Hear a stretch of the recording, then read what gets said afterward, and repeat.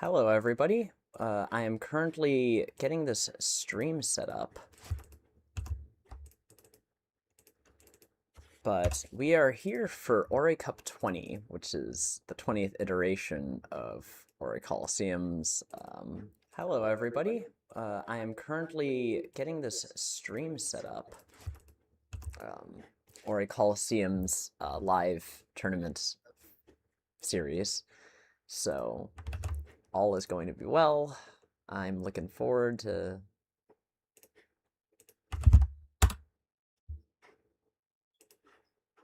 having our very nice tournament. I am setting up, so round one is currently going on. I'm just making sure that everything looks good. I need to edit the thumbnail. I don't know how to fix that. That's not a break overlay image.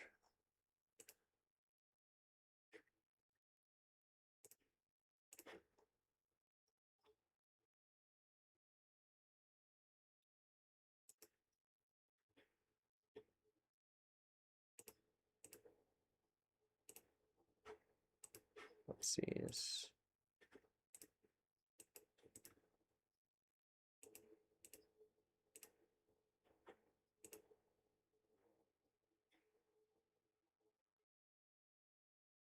I don't know what happened to it.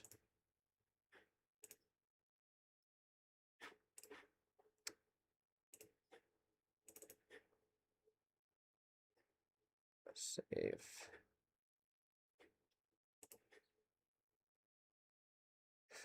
There's so many little things to put on YouTube. Anyway, we are live. We have some battles going on, and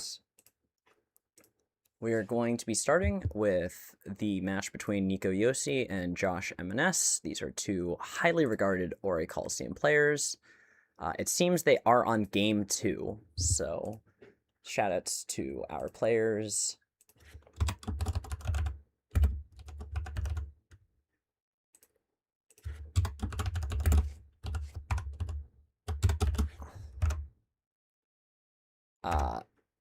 The score is currently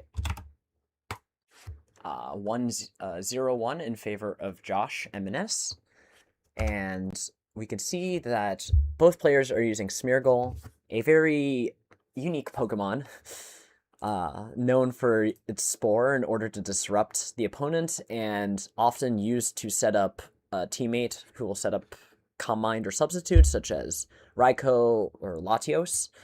On Nico's side, we have Smeargle, Gengar, Latias, Metagross, Slacking, and Raikou. And on Josh's side, we have Smeargle, Raikou, Latias, Zapdos, Arcanine, and Snorlax. Nico using the unique skill swap to remove Truant on the Slacking, while Josh having a more standard team using no Metagross, but having Latias and Zapdos and Raikou, with Snorlax as the main physical tank. The timer's been set on by Nico. This ensures that the battle will be 18 or fewer turns to match the 20-minute timer on Pokemon XD. And we see there are 30 seconds left. Nico begins with Latias Metagross in this game 2. Needs to win this game 2 in order to bring it to game 3. Josh just needs to win this game in order to win the first round of Swiss. We have 6 rounds of Swiss for everybody. And already we see Latias Metagross facing against Raikou and Smeargle. The Raikou goes for a Thunderbolt, just trying to get damage onto this Metagross, which does threaten an Earthquake, and Nico opts for, this is Agility, Meteor Mash, Earthquake, Protect. No explosion threatened, but this Metagross is now sufficiently fast enough to outrun this Raikou, most likely, depending on how Nico has EV trained this Metagross. With the Latias asleep, it has set up the light screen in order to best survive the onslaught of Raikou Thunderbolts, but it will not be doing anything for at least a turn. Nico getting that immediate KO, removing this threat of additional threats from Smeargle, and the Raikou just goes in, attacks the Metagross for one more big hit, and now the score is 4-3 in Nico's favor, has the speed advantage, has the threat of Earthquake into the Raikou and Arcanine, but it is possible that Josh has EV trained this Arcanine to survive Earthquake. We'll see how this goes. And both the Raikou and the Arcanine survive the Earthquake. Raikou retaliating with a crunch, and Nico just doubling into the Arcanine, knowing it may KO. Has gotten the KO on the Arcanine, the biggest threat into this Metagross, and Josh has now forfeited, bringing the game to 1-1. We now have our game 3. Nico and Josh once again facing off with their Smeargle. Nico trying to set up this agility, trying to outrun people, not threatening the explosion, and Josh threatening Calm Mind. This Snorlax on Josh's side also does have Curse with leftovers, so that is an alternative win condition for Josh. The difficulty is that it does not have Shadow Ball, so it can't hit the Gengar on Nico's side.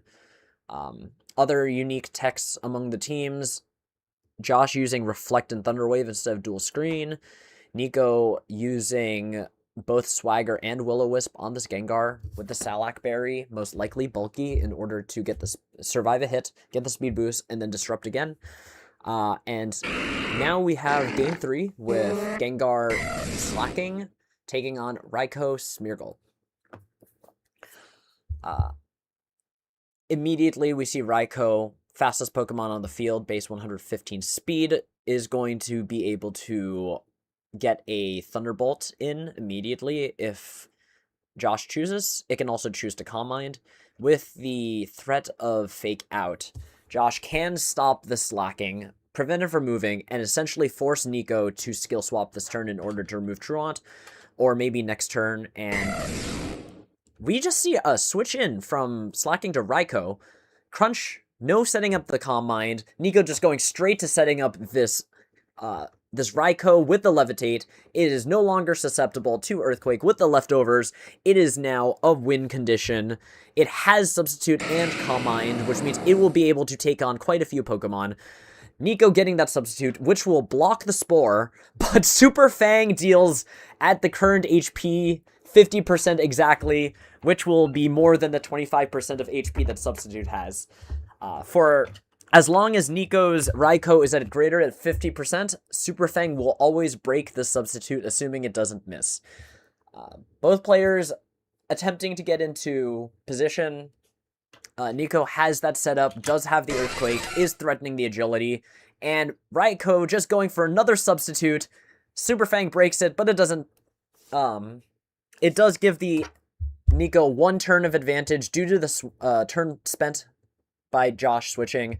Nico does get the Agility. Now there is a +2 speed Metagross on the field, threatening a 1 KO into the Smeargle slot with the Meteor Mash. This Raikou, resisting a Thunderbolt, can simply go for another Substitute, or it can go for a Calm Mind if it feels it can tank the Thunderbolt.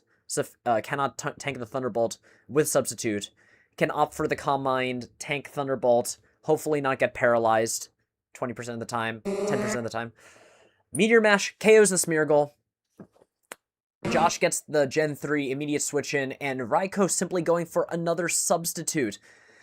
Josh's Thunderbolt going into that Metagross, which does threaten Meteor Mash. The Metagross is not a large threat to the Zapdos since it does not have Explosion. It has Protect, but it is able to Meteor Mash the other Pokemon on Josh's side.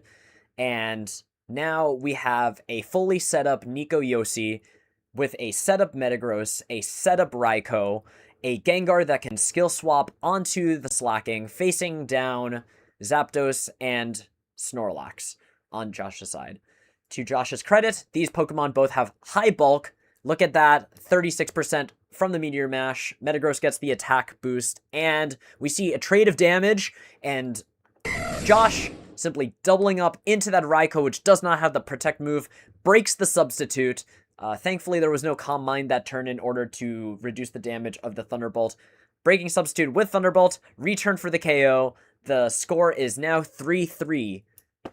Nico still having the advantage of the fastest Pokemon on the field and having that +1 attack boost can deal significantly more damage into the Snorlax, but as we saw before, it was 36%, so this Meteor Mash is likely going to be doing 56%, which is lower than the amount Snorlax of HP Snorlax has.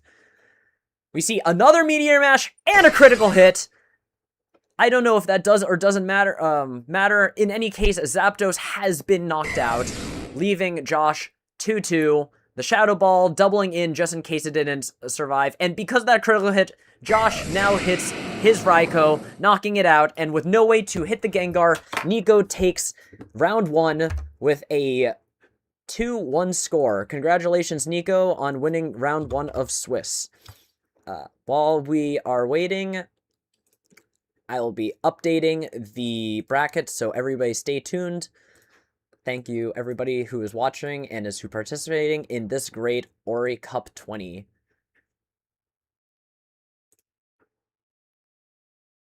And I don't know why I can't set scores. Oh, geez, that's a problem.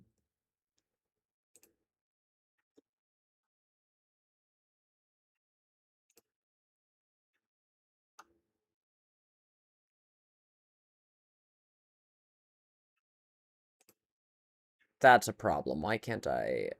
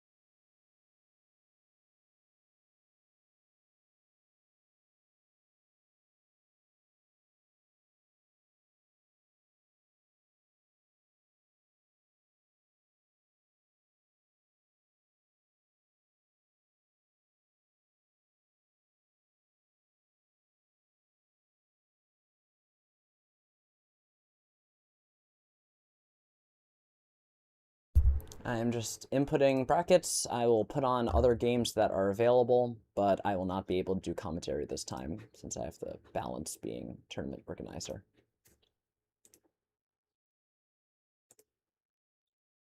Ah, that game is over.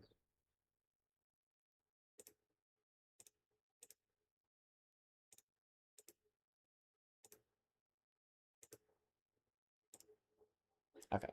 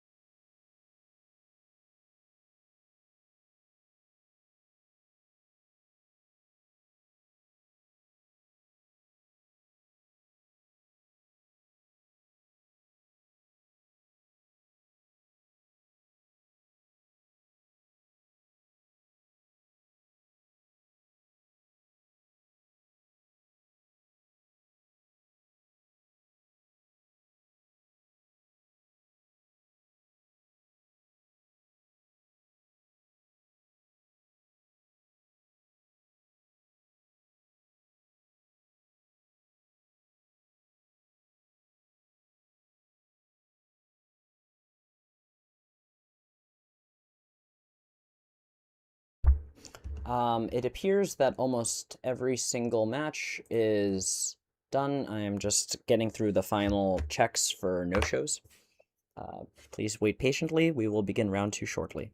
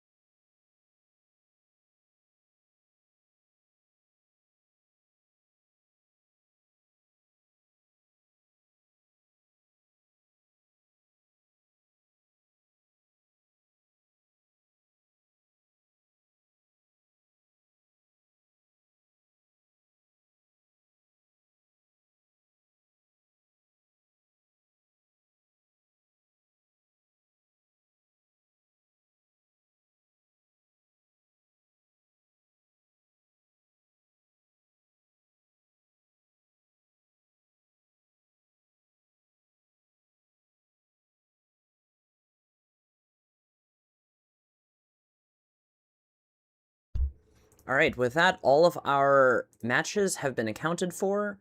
We have a win for Smudge based on activity, 0-0 for Smudge based on activity. And with that, round 2.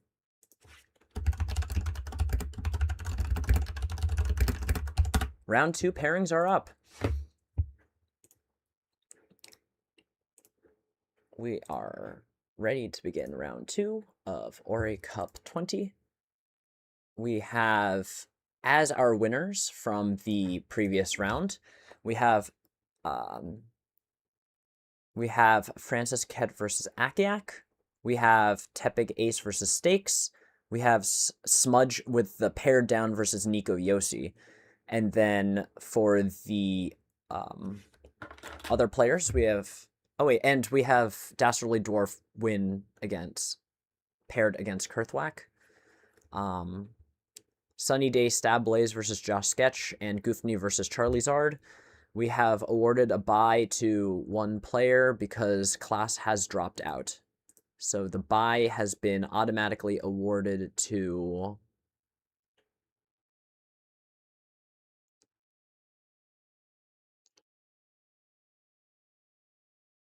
Josh. Sorry, yeah, Nico won the previous one.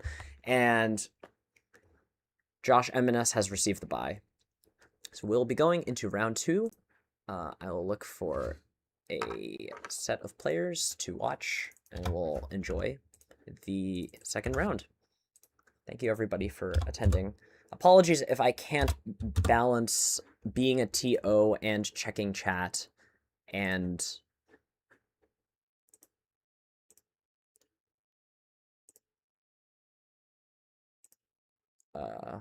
whichever games are available. We will be watching Stakes versus Tepig Ace. So thank you very much. This game is Stakes versus Tepig Ace. Both players in the tournament are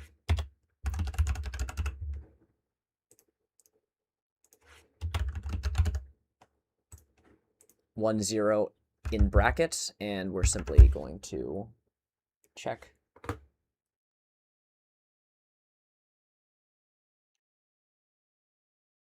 Just making sure there are no, there appear to be no issues with players showing, so should be good. Yeah.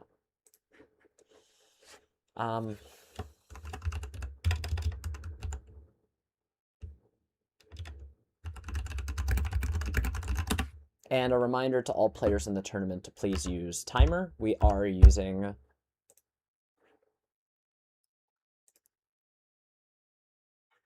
I will put on some music. Apologies, I am just juggling three things at the same time. I have to be a TO and I have to be a commentator, and well, that's the two things, TO. But TO includes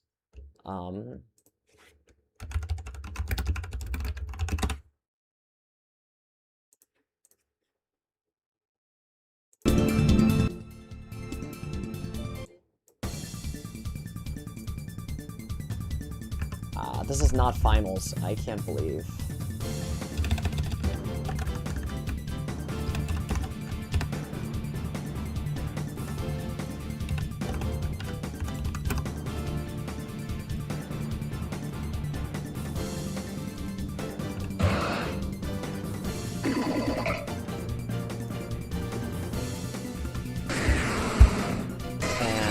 We have our leads from Tepig and Stakes. Latias and Medicham lead versus Tyranitar Zapdos.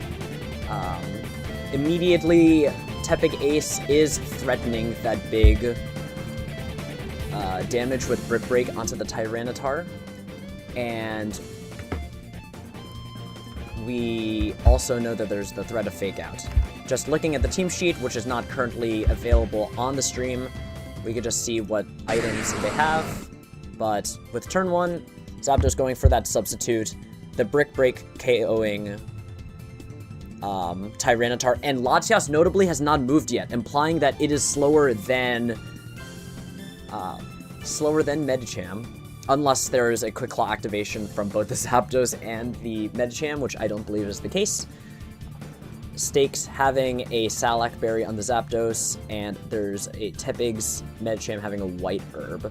Brick Break taking out that Tyranitar. The Tyranitar notably does not have Protect, so it was incapable of defending itself. Stakes now having 5 more seconds before the game will process and send a Pokemon to replace that Tyranitar, and it will be a Latias, which immediately switches in to take a speed drop from the Icy Wind. Due to Generation 3 mechanics, the Zapdos is able to take very little damage from Icy Wind, which has an effective power of 27.5. Timer has now been turned off. I don't know why. Players should play with timer on.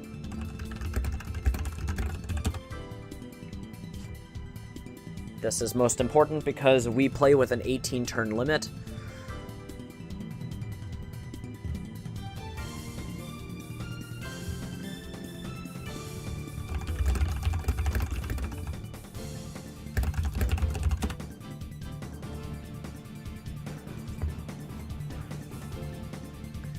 So, I'll check the main chat. I have not yet gotten pinged from Stakes, so it might just be an internet disconnect. But we are waiting for Stakes to pick a move, and with 30, 20, and 15, 45, it might be a timeout. And,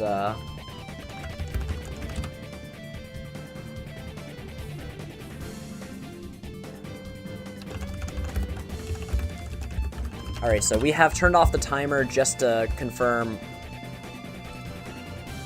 that everything's okay.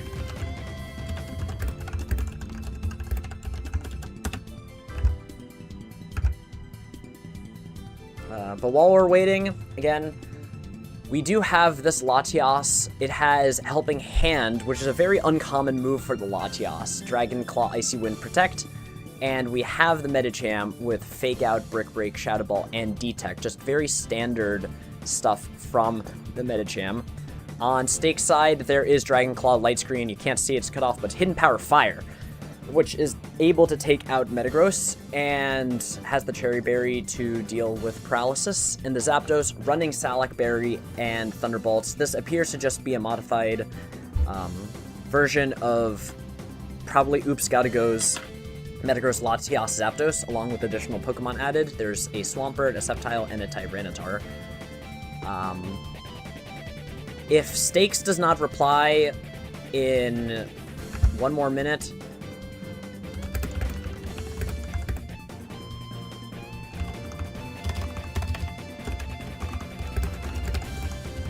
then we'll turn on the timer. Alright, and Stakes has actually left the battle.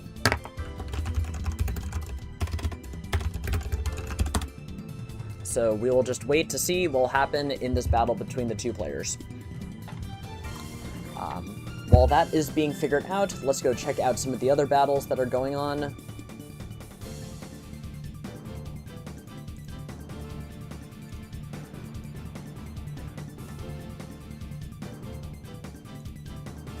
We do have a game 2 in... We do have a game 2 between Kurthwack and Dastardly Dwarf. And it is currently up 1 in favor of Kurthwack.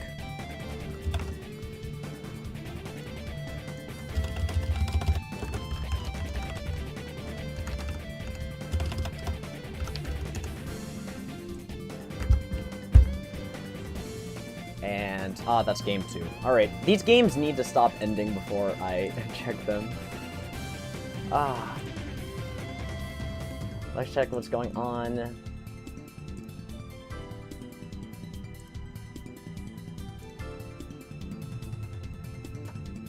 And Smudge has just lost to Nico Yoshi, so we have some games going on. I should just cut the names.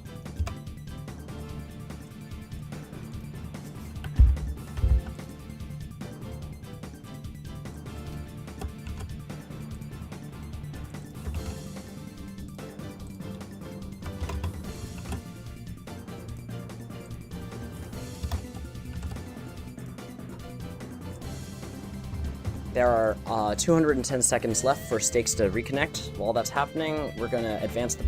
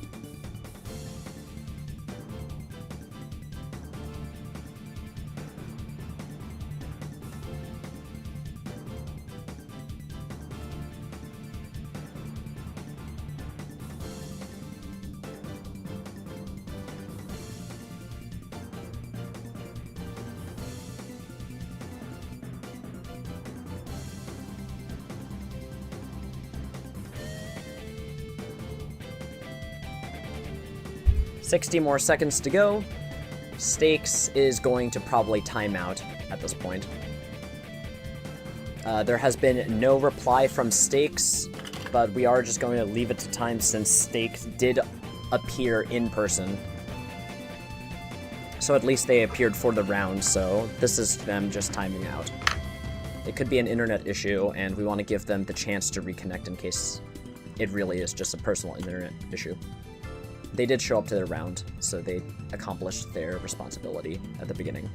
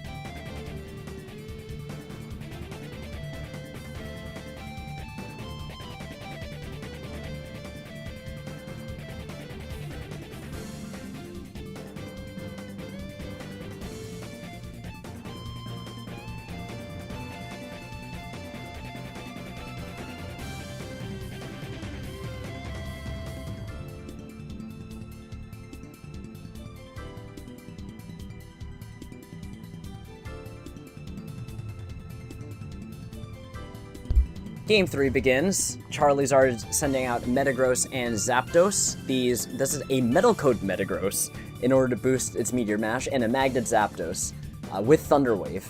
This Thunder Wave not going to do much versus this Marowak, and in return, Rufni just hard countering Zapdos, leading with a Marowak, which goes for the Protect, is able to defend itself from this hidden power and this Earthquake.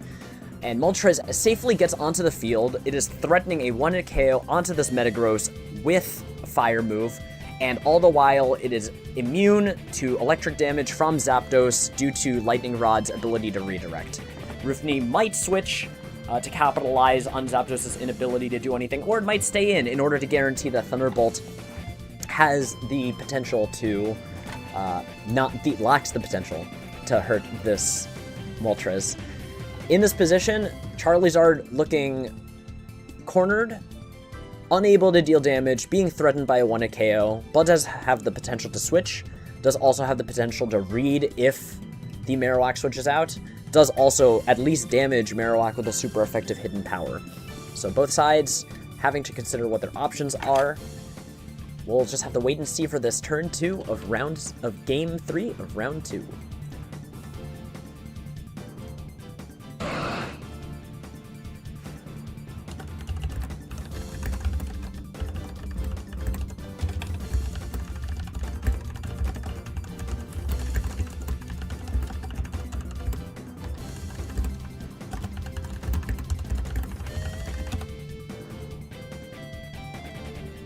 We have the Metagross swapping out, Latias positioning itself in order to deal with these two Pokemon, And instead of going for the fire move, Roofney just gets the substitute out, and they trade hidden power damages.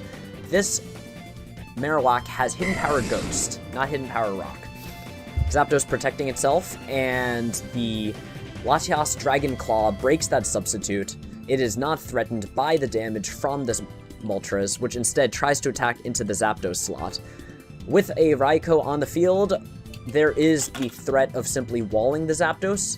However, this Zapdos does indeed have Thunder Wave, so that way Raikou is no longer capable of just attacking and sitting there. It can get paralyzed.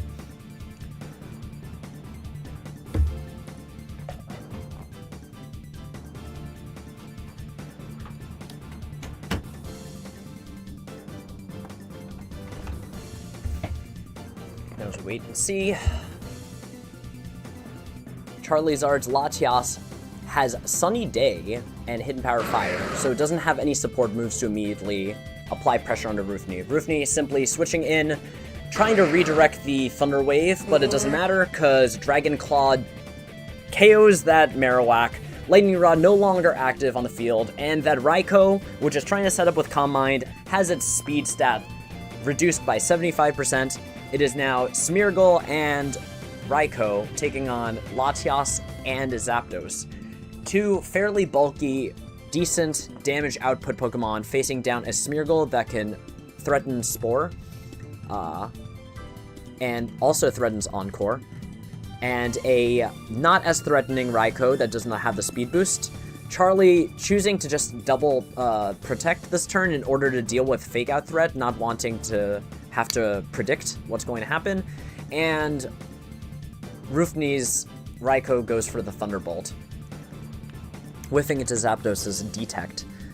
With the special attack boost, it would have KO'd the Zapdos, but Charizard did protect this turn, and now is able to threaten at least 2 actions this turn against this Smeargle. Notably, the Smeargle is Salac Berry without Endure or Protect, which means that a double target into the Smeargle is at least guaranteed to advance the board state in some way, shape, or form. And we see Charizard going for the Dragon Claw, the Super Fang going into the Latias, not a Spore, and Zapdos thunderbolting to one-hit KO, to KO, finally, the Smeargle, leaving Thunderbolt to take out Zapdos and Charlie with a 1 Pokemon lead against a paralyzed Raikou.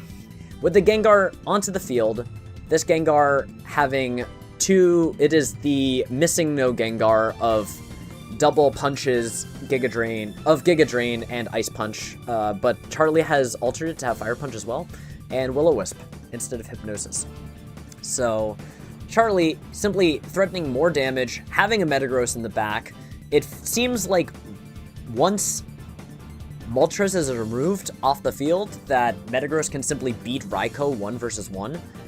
The Metagross is at full HP and does threaten Earthquake, which will probably 1-hit KO, if not then definitely 2-hit KO this Raikou. Roofney's still having a chance with Protect and Substitute.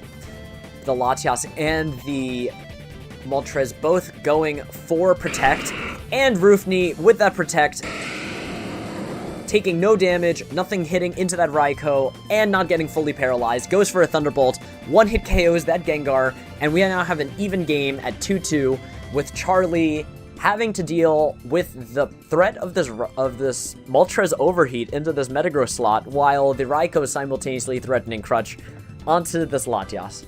Barring a full paralysis, Charlie is going to have to make some really big predictions here on whom Roofney is going to target with their Pokemon. We'll have to see how this plays out, or maybe hope for an Overheat miss. It definitely looks in Roofney's favor simply by having 2 Pokemon that are not at the threat of a KO, and Metagross protecting against that Overheat, Latias getting some chip damage, and for the 3rd turn in a row, the Raikou does not get fully paralyzed. It goes for the Crunch, knocking out the Latias, and with Raikou threatening a 1-hit KO and a 2-hit KO, and Moltres threatening a 1-hit KO, the only way Charlie is going to get out of this is if these moves miss. Opting to hope for the miss and the full paralysis, it does not happen. Gets the Meteor Mash into the substitute, gets the attack boost, Does not matter. The overheat will KO Charlie, and that will be game 3 of the Swiss round 2, with Rufny winning 2-1 against Charlie. Thank you to both players. We have not heard from either Josh Sketch or Dallas. However, given that Dallas has not actually was present in round 1 and Josh Sketch was not present in round 1, I will award an activity win to Dallas. And with that, round 3 pairings are up for our Orre Cup 20. So, good luck.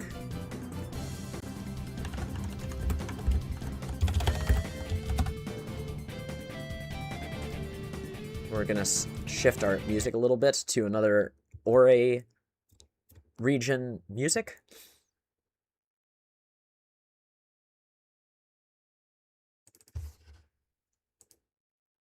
Just gonna load up some YouTube. Give us a moment.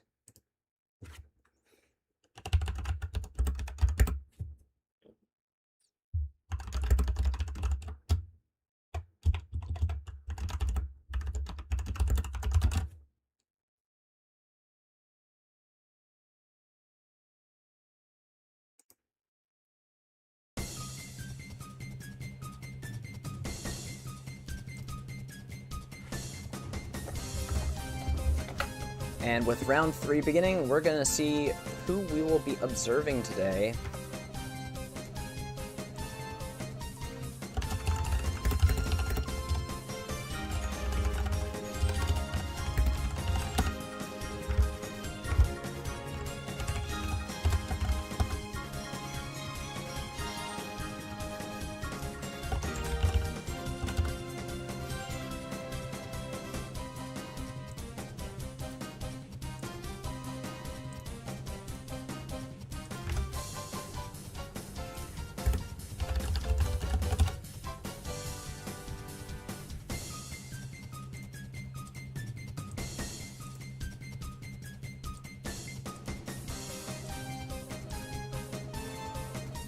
And we are going to be beginning our round 3, watching Francis Kett versus Smudge.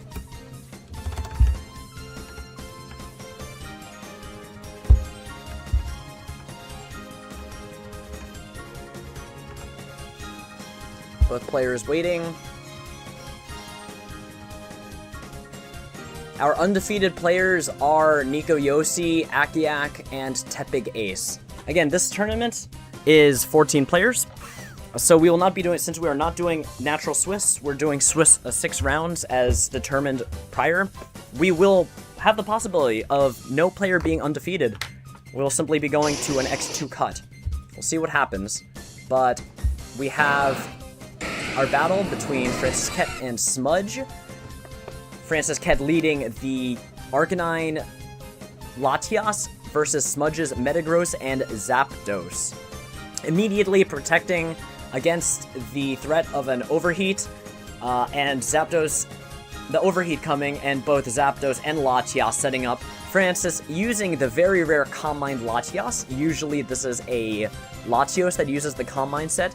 Nope, it's a Latias. It has Dragon Claw and Icy Wind, providing both speed control and damage output, and having the high bulk.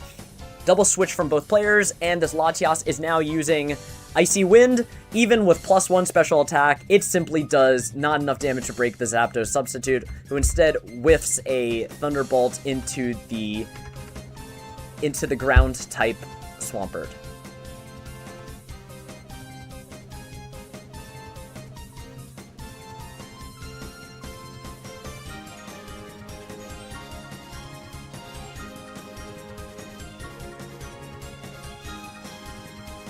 We now have a Hidden Power dealing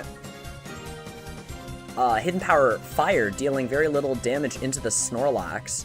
I'm surprised that it did 25% given it's a Snorlax. But we're just seeing the trade of damage between both players, and trying to hit into this setup Snorlax that has the curse set up. Snorlax unable to knock out this Latias. If it were Calm Mind Latios, it might have KO'd, but it didn't. And with that Hydro Pump and that Dragon Claw, able to do quite a bit more damage into the Snorlax. And Zapdos simply going for another substitute. We have the trade war where both players are attempting to position around each other.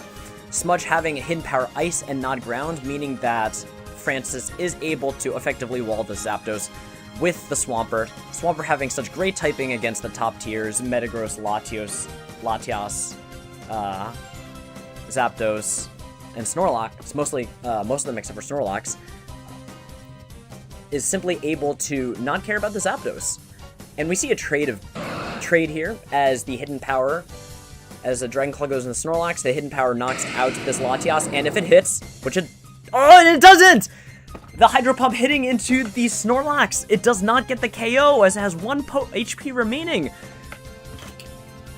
Smudge then able to remove, deal additional damage into this Metagross, and with the speed advantage, simply goes for a substitute, is able to dodge the Hydro Pump, gets a Patea Berry special attack boost, and now Smudge is in a fantastic position, is threatening a Thunderbolt into that Metagross.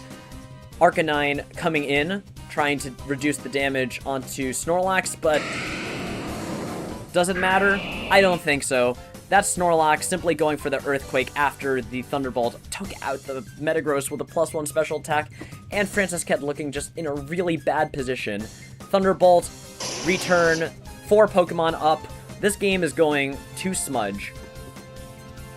I think at this point, Francis has to decide what to do in order to adjust for this game too. Maybe the Calm Mind strategy may not have been the best idea. Maybe could have gone for more immediate offensive pressure, or could have brought an alternative like Zapdos. The Calm Mind may also have worked with correct positioning. We'll have to see how Francis adjusts, but it is going to be Game 1 going to Smudge, and players will begin Game 2.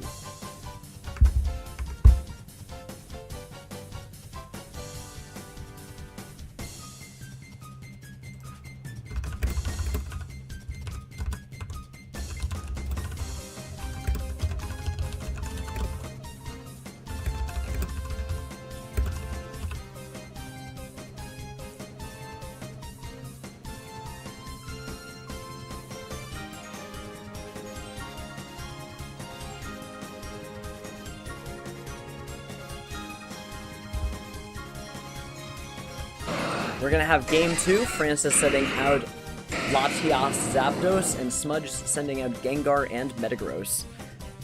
Fun fact, in Pokemon, the position and order of Pokemon are programmed in from left to right, which means that even though from player 1's perspective, this looks like Metagross Gengar, the order the game considers is Gengar Metagross.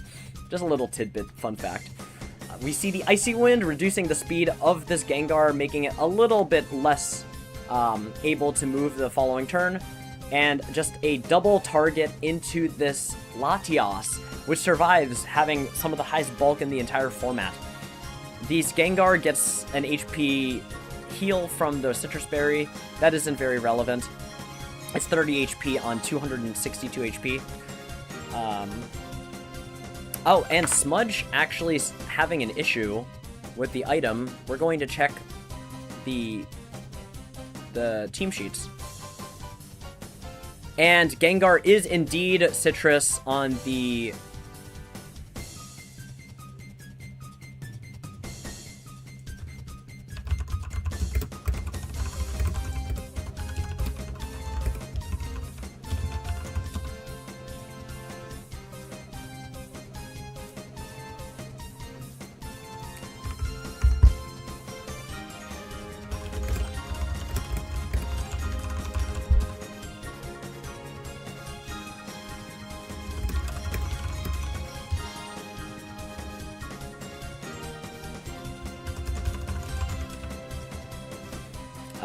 We have indeed confirmed that it is Citrus Berry. Smudge agrees that it was registered as Citrus Berry, but is confused why they registered Citrus Berry. Citrus Berry only healing 30 HP in Generation 3. We're gonna begin turn 2, and a critical hit! Thunderbolt!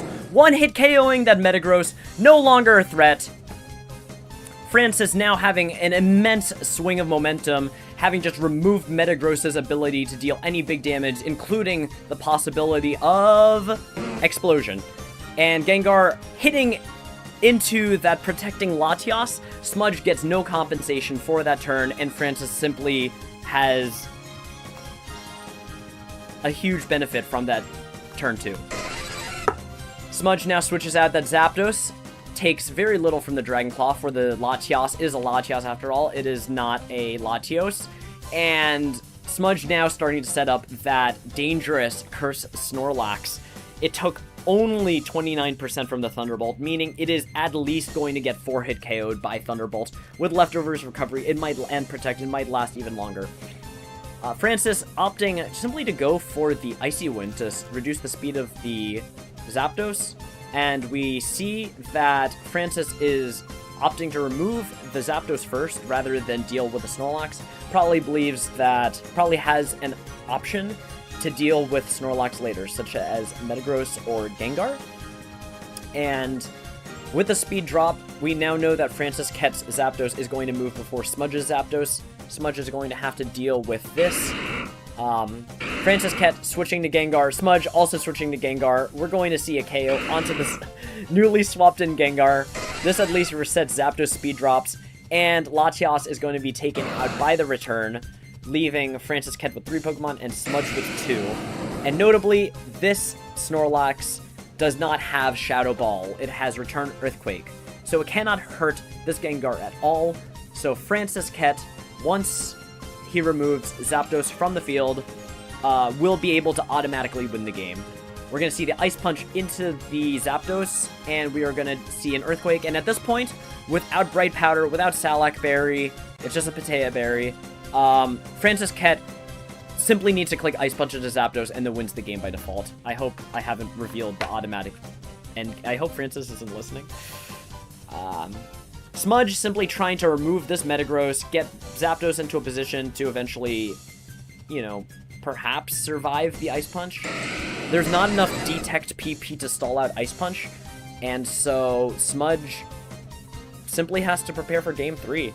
Unless something crazy happens, there is, such as Francis targeting the Snorlax accidentally, it should be a game in favor of Francis Ket. That critical hit Thunderbolt on that turn 2 simply too big of an issue. And Francis Ket now 1v1 the Snorlax. There is simply no way for Snorlax to win.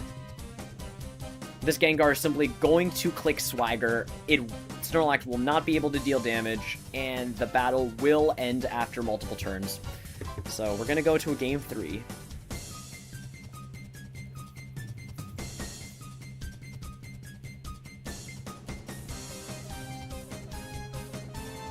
Smudge, I think, just stalling in order to find out more information, just trying to figure out a game plan for Game 3. This is a valid decision to make in a best of 3 where there is timer. Players simply are allowed to use the time they need in order to compose themselves and think. So we'll just wait until Game 3 starts.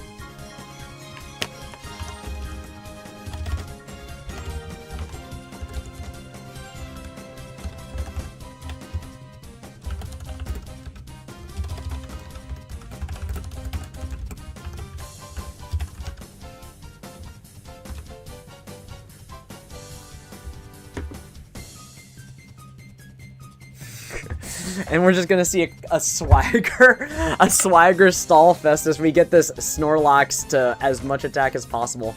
It could be possible that Smudge is simply trying to PP stall this Gengar. But we do have, and we do have an 18 turn limit.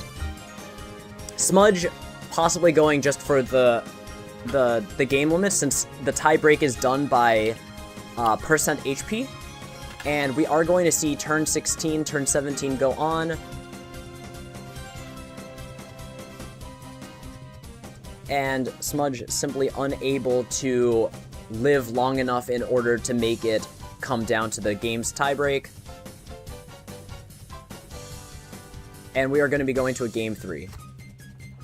Fantastic opportunity for Smudge to go for a possible end game. Had that Snorlax simply stayed at very high HP and not gotten the damage from Swagger, Smudge may have won. Indeed won, based on tiebreak mechanics, which is the overall HP of your whole team.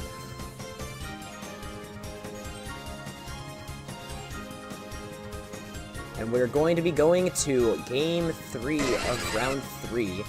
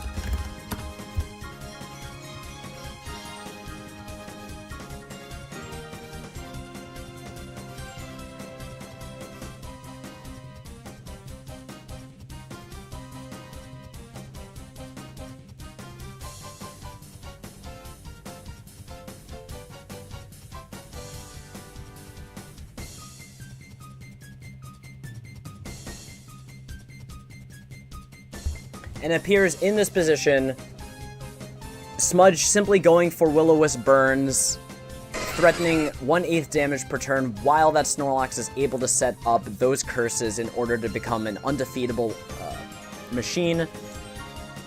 Francis going for Thunder Wave to reduce the ability of the Snorlax to move. At this point, speed control is not important. You're just clicking Paralysis in order to get a full Paralysis, which does occur on this turn 4. Smudge playing very conservatively, keeping that Zapdos protected, and now Latias goes down, removing one of the threats to Zapdos existing, and we see that Gengar that was very threatening in the second game. Francis completely able to wall Snorlax using this Gengar. Snorlax's only option is to either continue to set up or to take out the Zapdos, while Smudge opting to just sacrifice the Gengar, switching in with Ice Punch, taking in a bunch of damage, and bringing back in the Swampert, which will proceed to take 0 damage from the Thunderbolt, and now it is 3-2 in favor of Smudge. Smudge, having that Swampert, is still able to deal damage versus this Gengar, but it's not over, as Francis does have the threat of Explosion that Smudge has to respect every single turn. Is going to respect it this turn with the Protect. Swampert just taking a bunch of damage, and with the Protect, both Pokemon unable to do anything, and it now just becomes a question of, will Francis go for the Explosion this turn, and will Smudge go for a second Protect, or maybe a sacrifice of the Zapdos in order to deal with it? Francis instead going for a Swagger, and dodges the Hydro Pump, and goes for a critical hit Meteor Mash! With the Hydro Pump miss and the critical hit, that Swampert simply unable to do anything, and the Swagger hitting the Snorlax. Smudge simply getting extremely unlucky and having possibly the worst turn of all. Francis now in a dominant position with this +2 Metagross, with this Gengar, with this confused Snorlax, going for the Ice Punch, and Thunderbolt not hitting into the Metagross slot, gets the Paralysis and the full Paralysis. And with this game, Francis now walls the Snorlax. A very unfortunate turn of events from that Hydro Pump miss to the critical hit. Smudge simply cannot beat multiple Ice Punches. The only out for Smudge is to go for a turn 18 HP win. I think if Smudge had gone to at least Thunderbolt the Gengar once, then Snorlax surely would have been in an HP advantage. But now there are 8 turns for Gengar to take out the Zapdos, then Swagger the Snorlax, and then Fire Punch should possibly burn, or Ice Punch. Oh, it's paralyzed. And now it simply comes down to, will Francis be able to figure out how to win Game 3? And Snorlax being fully paralyzed, Francis knowing that the end game solution is to just get Snorlax to max damage first and then start attacking.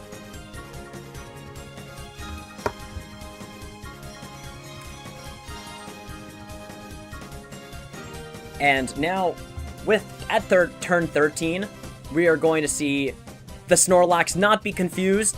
It gets the Protect, which means now it can go for another turn. If it doesn't hit itself, maybe it'll break out of confusion and can Protect on turn 16 as well. Turn 15 as well. We're just going to have to see how these confusion rolls go, because this game will be determined by clock. There is no way this Gengar is going to be able to knock out this Snorlax in 4 turns. Francis probably considering if it's better to go for an attack now, or maybe predict that Metagross Snorlax will get a second Protect, will fail, and then we'll get the Swagger. The break the confusions, in which case you'd want the Swagger. Truly a mind-boggling endgame. Smudge simply not picking moves. Swagger fails, and Snorlax getting the HP recovery. We all do see the turn 18 warning. Snorlax, fully paralyzed, is now gaining HP from leftovers, gets another full paralysis, and we've got 2 turns to go to see how much HP the Snorlax can survive. This game will come down to whether Snorlax is able to, whether it hits itself or not. At this point, Gengar is simply unable to do enough damage. Snorlax healing too much from leftovers recovery. We are going to see, in these 2 turns, how the confusion rolls go. The full paralysis is really unfortunate because of the inability to Protect. Snorlax getting that Protect. It's healing. We're going to go down to turn 18. One more turn. And we're going to see what happens to the Snorlax.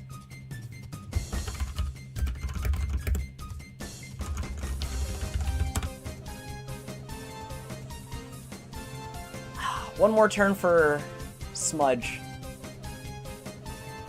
Oh, and Snorlax confused, hits itself, Fire Punch in, leftovers recovery. The game is going to a tie break, and Francis Ket wins with 3% to go. If that Snorlax had survived, had gotten a Protect and not... Right? That should be...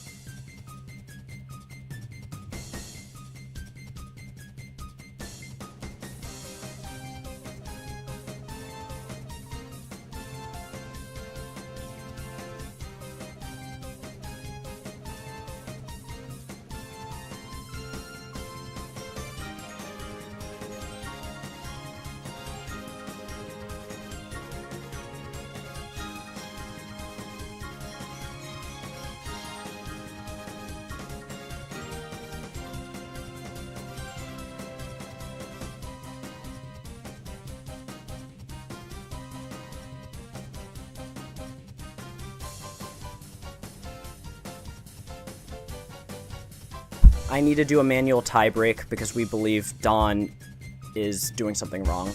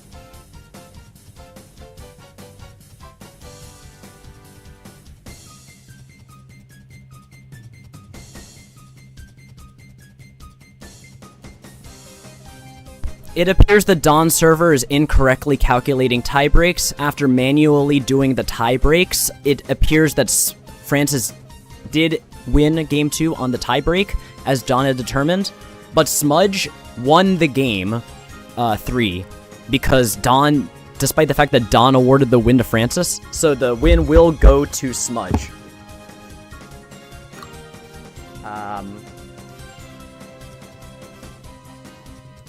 And for that, I will update the bracket. Sorry for the delay, everyone.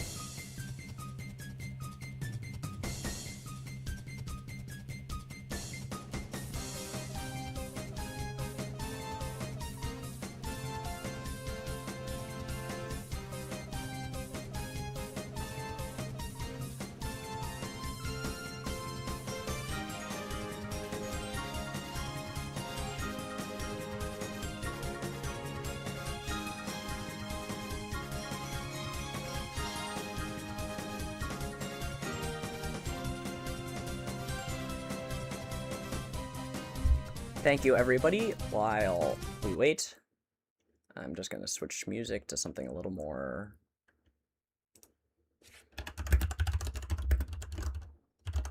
nice while I set up the bracket.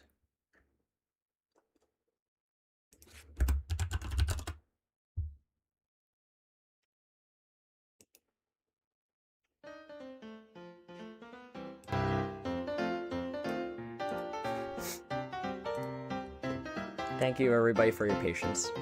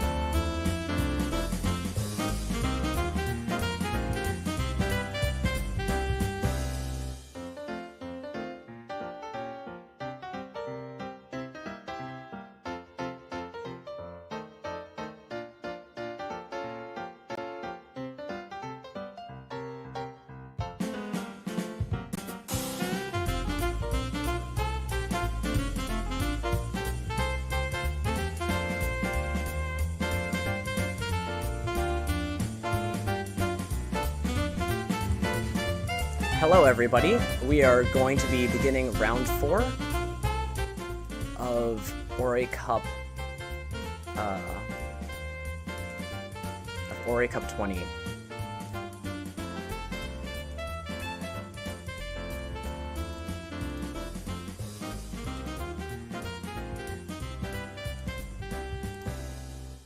And I can't edit my round number, huh.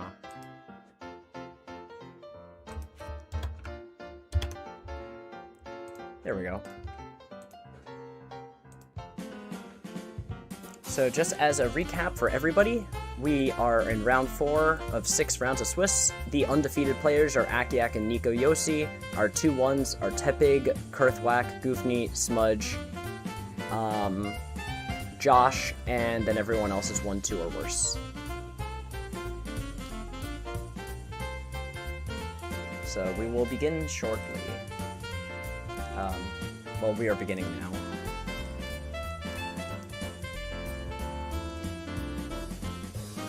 Just waiting for OCXX versus Nico, probably.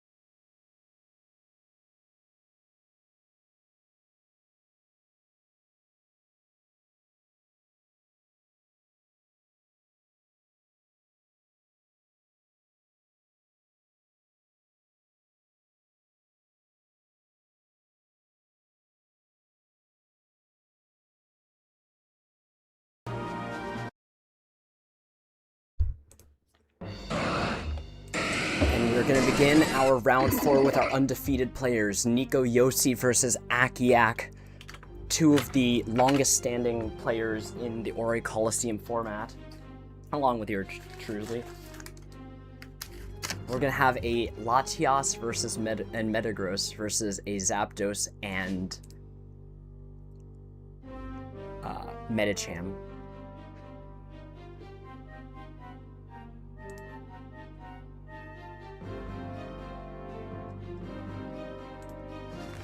Both players with the timer on. 18 turn. I will do tie breaks manually for this.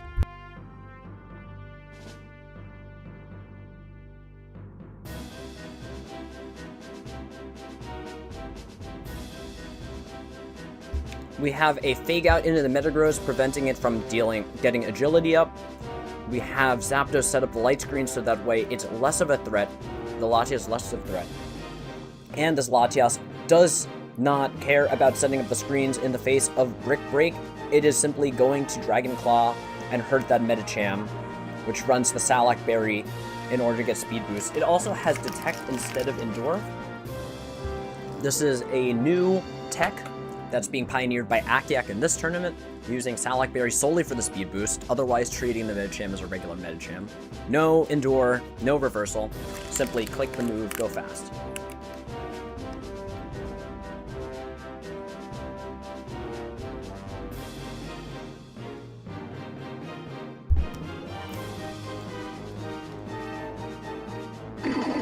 Nico trying to set up that screen simply gets broken anyway, maybe trying to deal with Detect. Oh, Actually, it enables the Metagross to live, because it reduces the damage from the Thunderbolt, so that way the Brick Break was not able to KO the Metagross. So even though the light screen was broken anyway, so be it. Metagross gets one more turn to threaten its existence. It can go for a big Meteor Mash, and Nico can just sacrifice the Metagross, force Akiak to go for another turn of doing damage, or can protect. In any case, Akiak is now forced to spend one more turn just dealing with this Metagross that has survived. Dragon Claw coming out from Akiak's side, win the speed tie before the light screen, and so now Latias is going to be taking a big 62% damage from the Dragon Claw to 40%, and now, instead of being 3-hit KO'd by Dragon Claw, it will be 2-hit KO'd. The first hit dealing just enough damage so that way Latias cannot survive a second Dragon Claw. Metagross down, and Nico goes for slacking this time, or slaking, as Nico has hilariously named is slacking. With this, Latios and Latias, both the fastest Pokemon on the field. Depending on who wins the speed tie, we may see Latios do fantastic, KO that Latias, or maybe Latias will get its chance to at least deal a little bit more damage. We shall see. Nico notably not running Protect on this Latias, so it is safe to simply click Dragon Claw into it. There is no Metagross switch in. There is no Snorlax switch in. Dragon Claw is an extremely safe move for Akiak. Zapdos going for that Detect. The Dragon Claw, that is very safe. And we have the return, dealing just enough to not KO this Latios. The slacking running Person Berry instead. And now on this turn, Akiak has Psychic to threaten the KO onto Gengar. Gengar can go for the Skill Swap in order to remove Truant. If it doesn't go for Skill Swap this turn, then slacking is going to get the Truant turn. So Nico needs to win the speed tie and then needs to click Skill Swap, or has to be willing to sacrifice the Gengar, swap out the slacking, depending on how much tolerance Nico has for coin flips. Akiak gets that Psychic, it KOs. That means Nico's no longer able to use Skill Swap, which means this slacking is going to be loafing around this turn due to Truant. And now, with the inability to remove Truant, Akiak in a commanding position because he can simply double protect every single turn. The slacking is able to attack and is able to double target into this Latias that does not have protect. At this point, Nico has just said GG. There's really nothing to go for. Akiak not making the safe play, not even caring to play optimally. It's just going to go for attacks, but it probably doesn't matter because this Latios and this Metagross can just beat on this slacking anyway. Earthquake plus Psychic will pick up the knockout onto the slacking, and if it doesn't, there's a Protect and Protect coming out. Truant happening, and Meteor Mash missing. Akiak, again, not picking the safe move, but it does not matter. Akiak's simply too far ahead. The weakness of Truant is being shown off, and Akiak wins Game 1 of Round 4 of Orre Cup 20. And as we go into Game 2.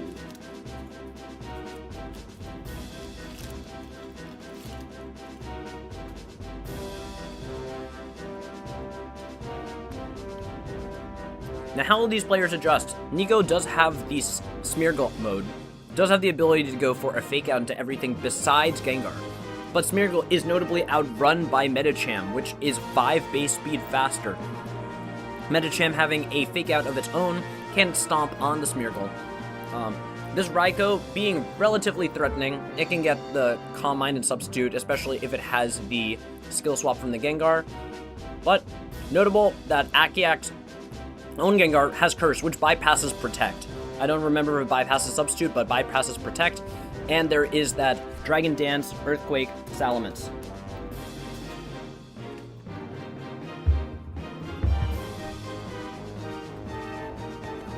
And we got 60 seconds to go.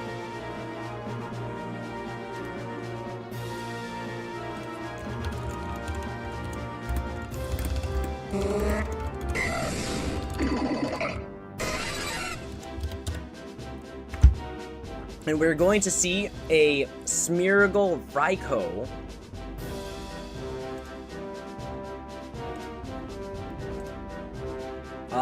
Nico opting for the alternative mode besides the skill swap mode.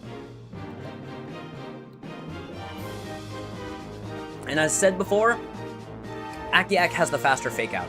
OCXX is threatening the Brick Break as well. The Zapdos, having Light Screen and no substitute, really doesn't have a way to get past this Raikou. So it really will just come down to what Nico wants to do to adjust. And OCXX going for the fake out and misses because of Bright Powder. It doesn't matter because the fake out went into the from the Smeargle went into the Medicham anyway, so the only real difference here is that Medicham, instead of a one-hit KOing, instead of two-hit KOing the Smeargle with fake out and Brick Break, is now going to one-hit KO it with Brick Break. Nico immediately going for the Calm Mind in order to get the big setup. And we are going to see now the threat of Substitute, or the threat of Thunderbolt. Nico's Smeargle also threatening Spore, and even Helping Hand for the Thunderbolt to guarantee the KO, or simply the Follow Me in order to redirect Brick Break. At that point, there would be a +1/+1 Substitute Raikou threatening the field. And Nico simply going for Sub Follow Me, a little bit safer than going for Helping Hand and reading his Medicham. And now Smeargle most likely EV'd to tank the Thunderbolt. Now we see that the Bright Powder miss did indeed matter because the Fake Out would have otherwise put the Smeargle in the KO range of the Thunderbolt.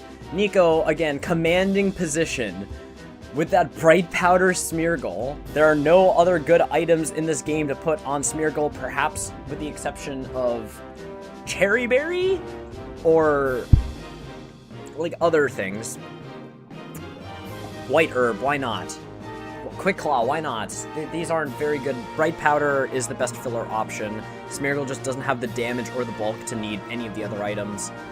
We're seeing both players take a lot of time in order to figure out their moves on this crucial turn. Smeargle simply going for a Follow Me, and Nico possibly just reading a second Detect from Medicham. Goes for Follow Me.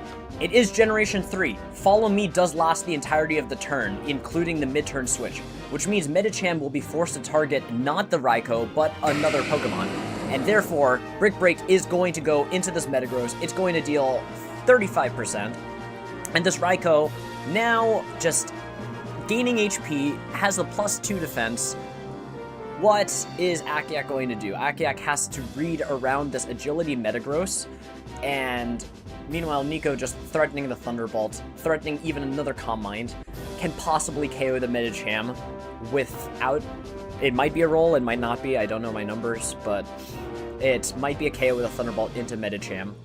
We'll have to see, but with the Thunderbolt deal 54%... Oh, there's Light Screen. I'm silly. Cannot KO this Medicham without a crit, but is threatening to KO the Zapdos with a Thunderbolt anyway at +1. OCXX taking his time, 5 seconds to go, and we're going to see Zapdos go for the Detect, Metagross go for a Protect, Fake Out in order to burn a turn? That might have been a timeout decision, and simply misclicking there from OCXX, who was under time pressure. It is possible that this turn simply decided the game in favor of Nico. Now, this Thunderbolt is going to be dealing enough damage, still KOing the Zapdos, and is probably threatening a KO on Medicham. There is Light Screen up, so we'll have to see how that goes, but it is going to be a big deal. Thunderbolt, safer to just target the Zapdos if you don't know your calcs. It's going to knock out this Zapdos, and this Metagross, barring a critical hit, is going to live at least a turn and will be threatening a Meteor Mash into Medicham or the Switch-In, and is going to be threatening the Agility. With Zapdos fainted, we are going to see an opposing Metagross come in. So be it. The Meteor Mash went in as a discovered attack onto the Metagross. It gets an attack boost. And OCXX Metagross is 342 speed. Nico's is 362 HP, sorry. So we can reasonably deduce that OCXX Metagross is faster. We're going to go for a Thunderbolt into the Metagross, simply knocking it out, and an Agility. Nico really punishing these protects and detects by Akiak. And it's just not looking good for Akiak. The +1 Meteor Mash will KO the Latios. The +2 Thunderbolt will KO the Medicham. The only thing that Akiak can go for are misses. And with that, 2 KOs, and we have Game 2 finished, going on to Game 3 of Round 4 of our Orre Cup 20. Very close match.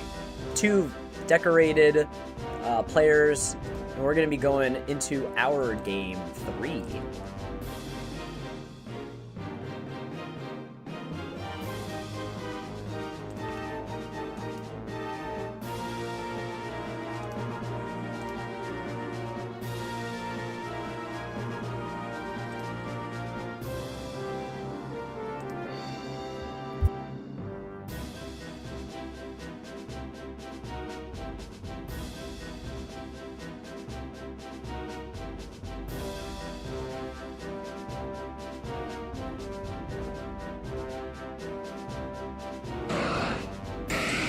And with Game 3, we are going to see Latias Metagross versus Zapdos Medicham. Another good turn. Another set of solid leads from both players.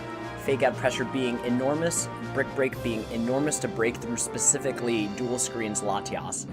And this Zapdos with the Light Screen, it can just turn the Zapdos can just turn this Latias into an ineffective Pokemon. There's also the possibility of Brick Break, Thunderbolt, just take out the Metagross as soon as possible. We're gonna have to see what happens here. 15 seconds. Akiak thinking. It is gonna be a huge return. Games using Akiak's teams are often decided by huge returns. And we're gonna see just a Fake Out, a Dragon Claw, put that Medicham into KO range, and a Light Screen, taking it out of KO range. Metagross being unable to do anything, it now just becomes a call turn. Should Metagross protect, or should it not? Should Medicham Brick Break, or should it Shadow Ball? Or should Medicham stall a turn just to detect in order to eat this Dragon Claw? Who knows? A lot of Pokemon ends up being call turns, where the game essentially dives down into rock, paper, scissors. There's no best move. And at least the match between these two leads, it's hard to say if there's a definitive best move. Especially with the time pressure from these two strong trainers, having to figure it out in 30 seconds. I myself am unable to figure that out in 30 seconds. And we're gonna go 10 seconds left for Akiak.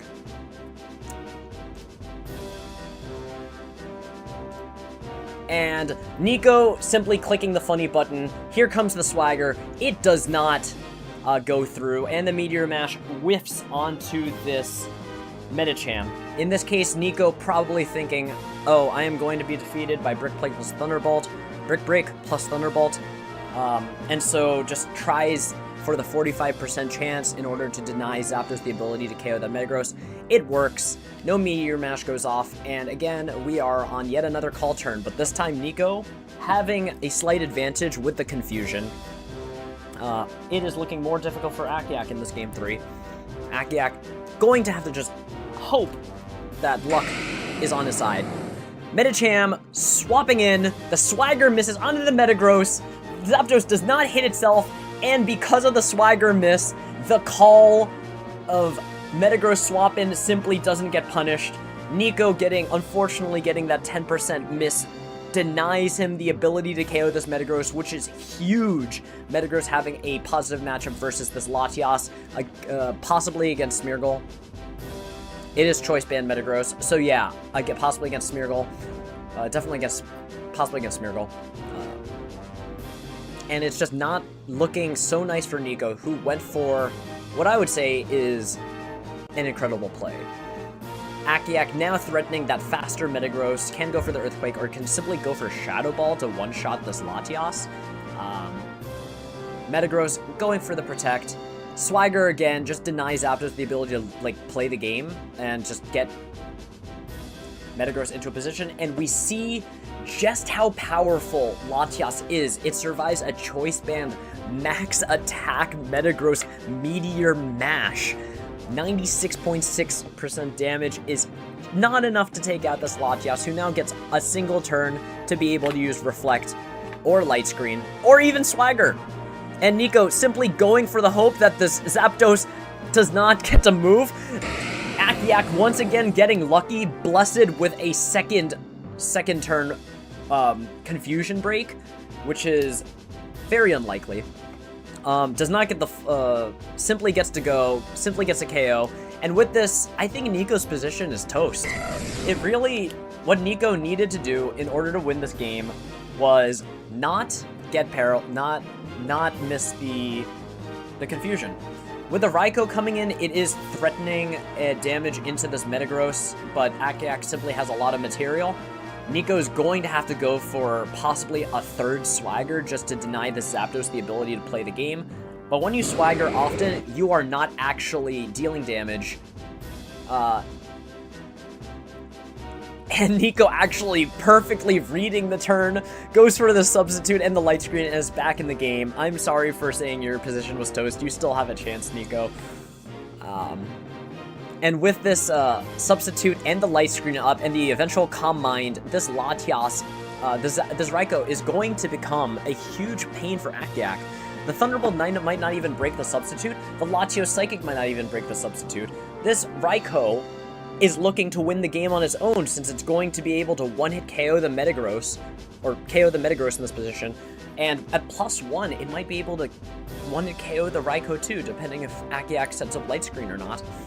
Akiak now has to decide what's going to happen. It's going to be a Calm Mind. It's going to be another Swagger just to deny that the Light Screen. We're looking at the third Swagger onto Zapdos this game, and Zapdos does indeed get the Light Screen. It, once again, is able to avoid the confusion, and we now have a 4-2 lead of Akiak against Nico. On the flip side, this Raikou looks to be able to get into a position to simply win the game on its own. Latios and Zapdos, barring critical hits, will not be able to deal with this Raikou. They can't break the substitute, and so the game is very much going to go down to what ends up happening. We have the Psychic, and Akiak getting lucky again, lucky relatively, is able to get the 81% chance to hit with both Thunderbolt and Psychic in Bright Powder, and despite the fact that Zapdos was confused, so that was probably closer to like 40-something%. And now the game is simply going to come down to, can this Raikou set up sufficiently and have the leftovers, and can Akiak pilot around this +2/+2. And with Light Screen, it's simply too much. Unable to KO this Latios with Light Screen, despite being at +2/+2, we are going to see Raikou try to take on the world here. It's turn 10. There is an 18-turn limit, as shown before, and both players thinking very crucially about what their next move is going to be.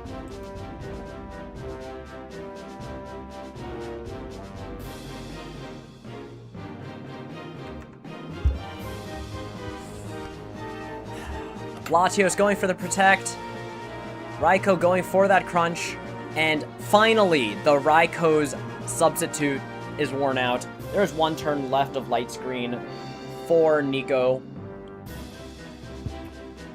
Nico having to decide, go for the substitute, possibly have to tank the Psychic and this Thunderbolt, or just go for the Crunch, eat the Thunderbolt, hopefully not get paralyzed, and have to deal with Fake Out Medicham in the back. There are 8 turns remaining in this game.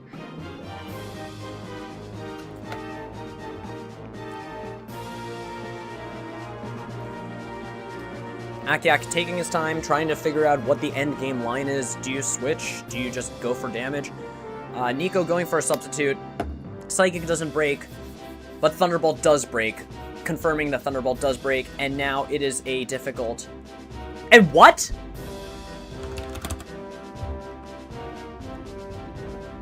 It appears that Akiak has run out of time. Since timer is a valid... Since that is not a programming quirk, the game will have to go to Nico Yossi. Akiak did have lines and did just simply had to keep attacking, and the Raikou would have lost. But the timer ran out. Akiak simply took too long in previous turns that his timer decreased to the point that he only had 5 seconds left on turn 12. That is just a quirk of how Pokemon Showdown timer works. It's very unfortunate. And Nico wins.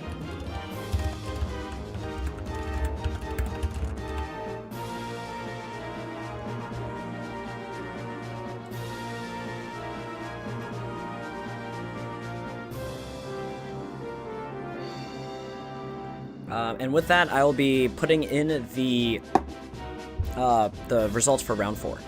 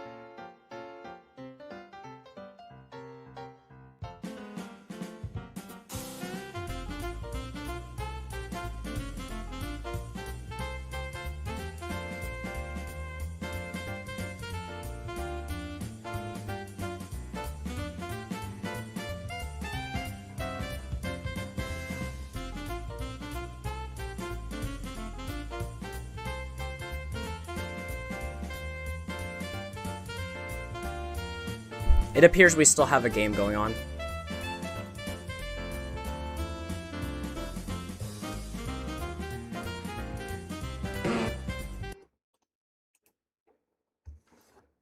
This is game 2 of Stakes versus Dallas. Dallas versus Stakes. Game 1 was won by Amantis, Dallas, and we are going to game 2, and the position seems to be pretty good. This is the last game remaining, just going to put on some music, but otherwise I'll come back to do commentary.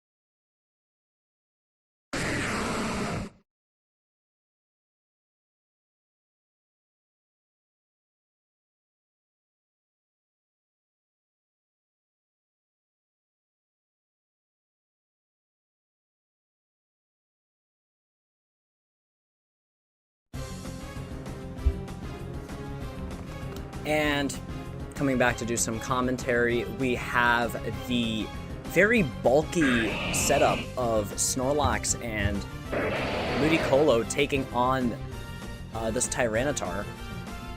Able to take out the Swampert, able to take out Tyranitar. It's looking solid for both players. For Dallas, sorry. With the 3-2 advantage. The Subtile comes in, and Stakes, who has the Subtile using Detect Dragon Claw, and the open team sheet's not on the Dawn. That's fine.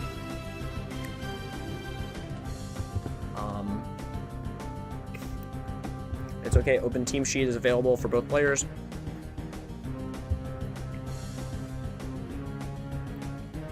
We're going to see that Brick Break into this Curse Lax, but Dallas simply going for the Protect, get the speed boost, so that way there might be an advantage down the line. We possibly setting up for an end game with the Latias, and also just dealing damage.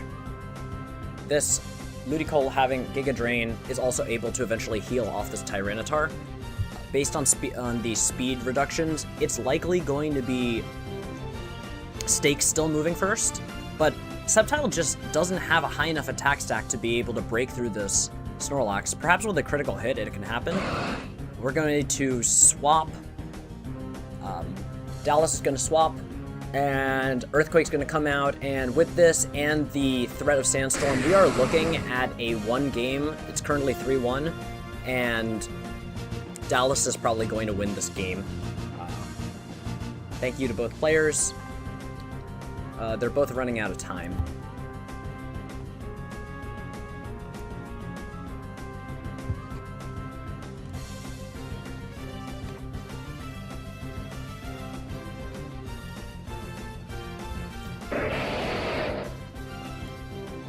And with that, we are going to have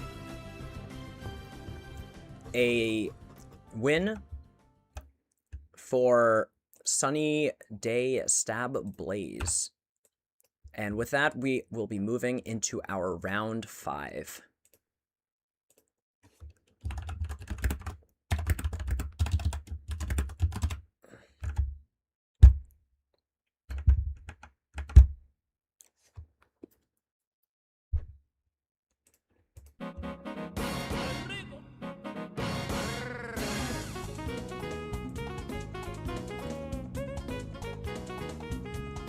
Hey Munch, it's been a while.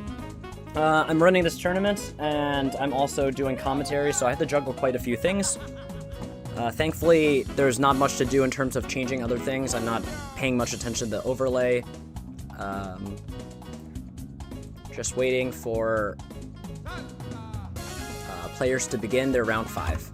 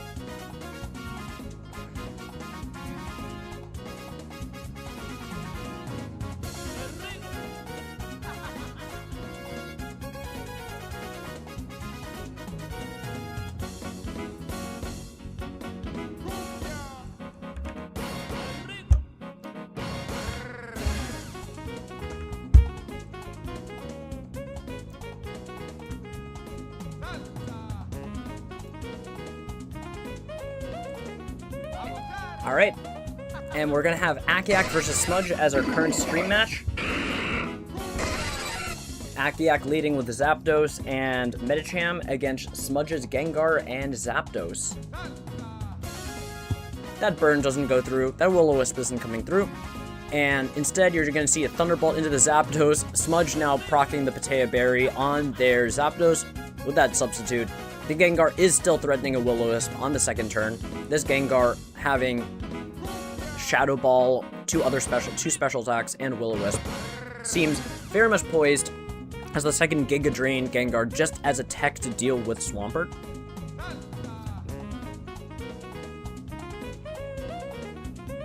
And now there's just the massive damage output from Zapdos with Pitaya Berry. It probably won't one-hit KO Akiak Zapdos, but it's threatening.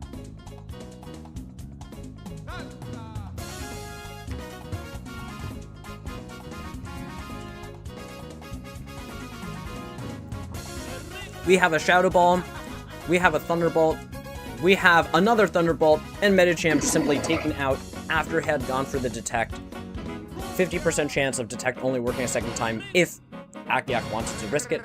Akiak did not, and as such, lost a Medicham to a faster Zapdos and Gengar. Not even breaking the substitute on the Zapdos, opposing Zapdos, Akiak instead going to Thunderbolt onto this Gengar. Dealing overall more damage to Smudge's team, but that Zapdos still looking threatening in this position. Akiak instead choosing to go for the Zapdos, and Smudge gets the Citrus Berry recovery, which isn't a big deal because it's at level 100.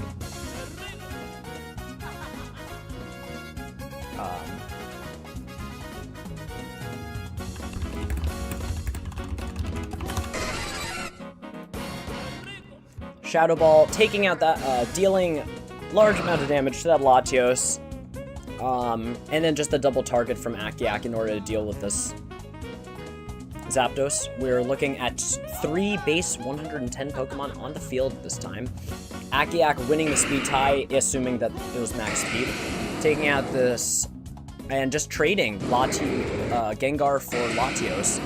And now, with that Thunderbolt target, the double target into the Gengar being very useful because it doesn't have Protect. That leaves Metagross versus Metagross, and we're gonna see if Akiak correctly did target with Thunderbolt, and now it is just a lost game for Smudge. Akiak's going to win this game 1.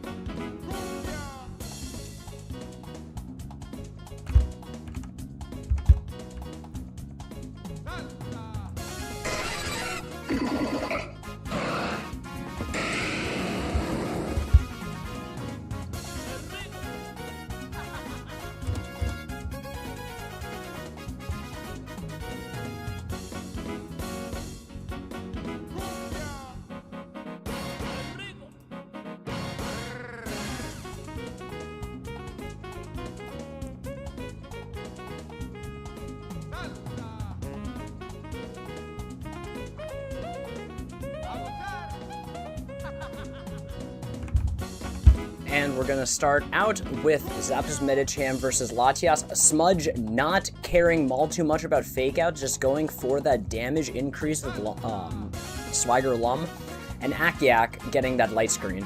In this position, Zapdos and Medicham both outrun Metagross and are threatening to KO at this turn, barring light screen or Swagger or Reflect. Yeah. So we'll see how Smudge adapts to the threat of a double attack. Smudge can also just Protect with Metagross.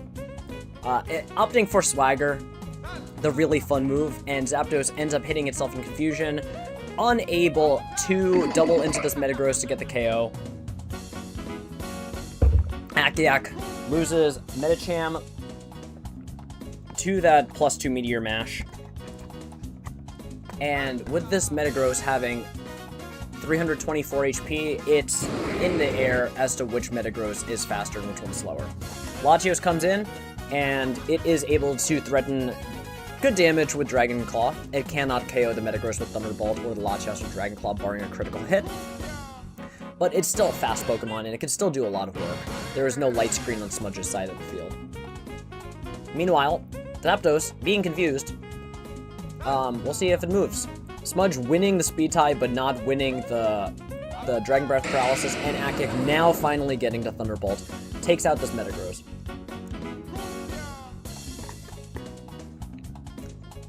leaving the game at a 3-3 even split in material.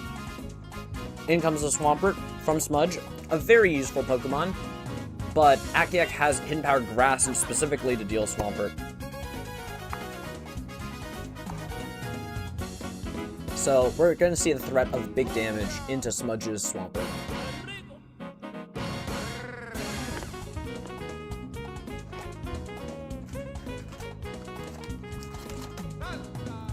A second Dragon Breath fails to paralyze again, and we are going to have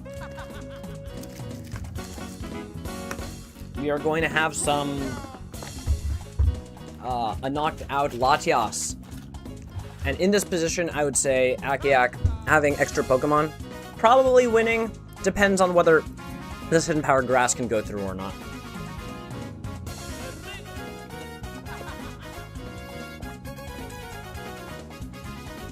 Swampert opting to protect from the Hidden Power Grass just in case the Zapdos doesn't get a move, but OCXX makes the correct read, reads the Protect here, probably has Pokemon in the back like Metagross in order to deal with the Swampert. And we are going to be going to game 3. Right? Smudge forfeit, OCXX wins.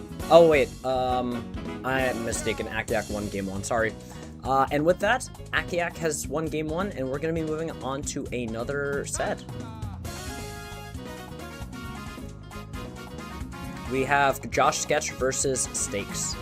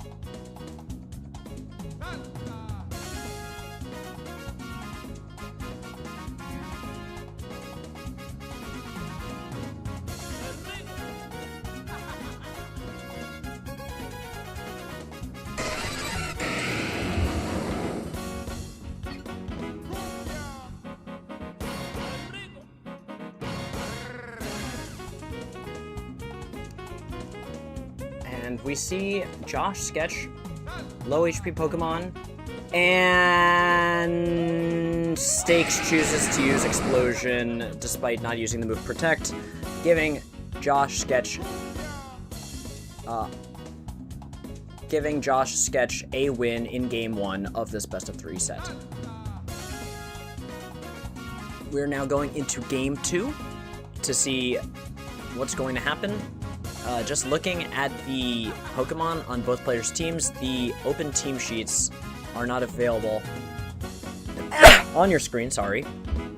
But we can look at the previous game, what happened. Josh Sketch having Choice Band Snorlax, leftovers Thunder Wave Reflect Latias, a Calm Mind Psychic Latios, a White Herb Gengar with Explosion and 2 support moves, Salax Zapdos, and Lum Meta. Facing against Stakes using Lum Meta with Psychic instead of Protect. Light Screen, HP Fire, Latias, Salax Zapdos, Shell Bell, Swampert, a Lychee Berry Sceptile with Brick Break, Leaf Blade, Dragon Claw, and Detect. And Tyranitar with leftovers and Thunder Wave, Double Stab, and Flamethrower, presumably to deal with Metagross. Game 2 is going to start. We have Josh leading with Gengar Metagross against Stakes Tyranitar Latias, and immediately Gengar goes for that Will-O-Wisp for reduced damage from the Rock Slide. But it doesn't matter. Crunch is a special move in Generation 3, and so Stab Crunch from Tyranitar almost going to KO this Gengar. This Gengar instead just going for a Protect plus Explosion, taking out the Tyranitar, not getting the KO on the Latias, but putting Josh into a very good position. Tyranitar has been removed from the field. It's now a shoot-off between Latios and Latias, Metagross and Swampert. given that Latias just protected, Josh can just go for a Protect Explosion. Hidden Pyre Fire goes here, and we see another explosion, the best attacking move in the format.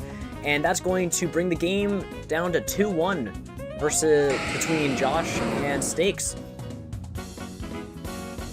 And with that, we're going to have Latios Snorlax versus Metagross. And in this position, Metagross has the overall advantage, but Josh, having 2 Pokemon, can simply opt to go for multiple attacks every single turn and possibly eke out a win just from material advantage, despite the matchup disadvantage.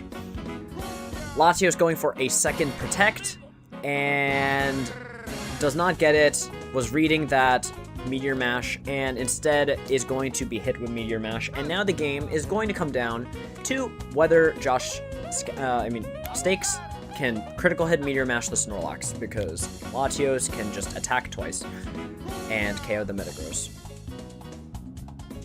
Even with a critical hit Meteor Mash, Stakes still has to click Protect. So it's just not looking good for Stakes. Gonna need a critical hit and Josh to misplay.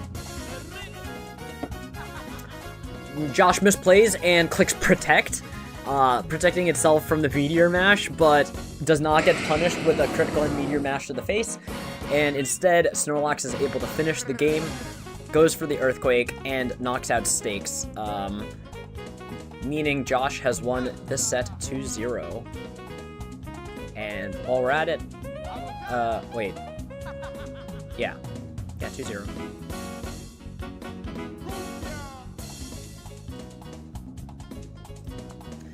And we're going to be going into Game 2 of Josh M&S versus Kurthwak while I update the pairings.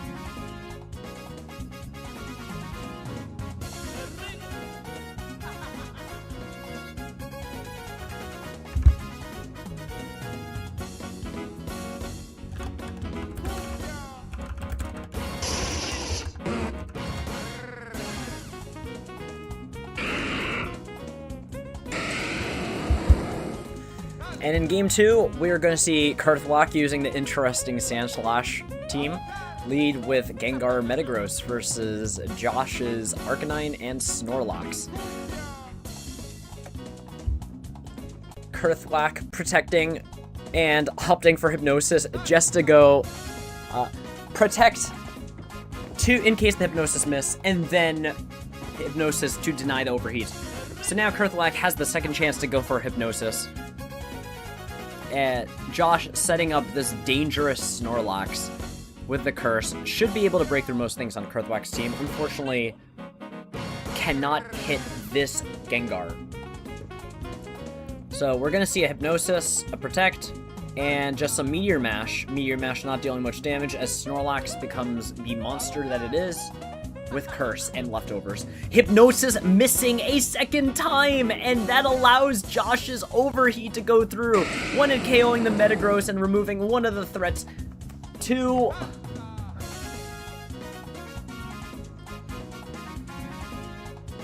this Curselax. And now Kurthwak forced to do something. Snorlax simply going for a third Curse, does not care about the damage output from Metagross. Hypnosis going to the Curselax, meaning that Arcanine is now immune to Hypnosis, and we get a critical hit return from this Snorlax, denying all 3 turns Josh spent using Curse. It does not matter. Critical hit cancels out, ignores all defense boosts, and it also ignores the attack drop from the Arcanine. What would have done probably 10% damage now did 100. And we're going to see yet another Hypnosis, but notably this Zapdos is faster than the Gengar as a bulky support Gengar.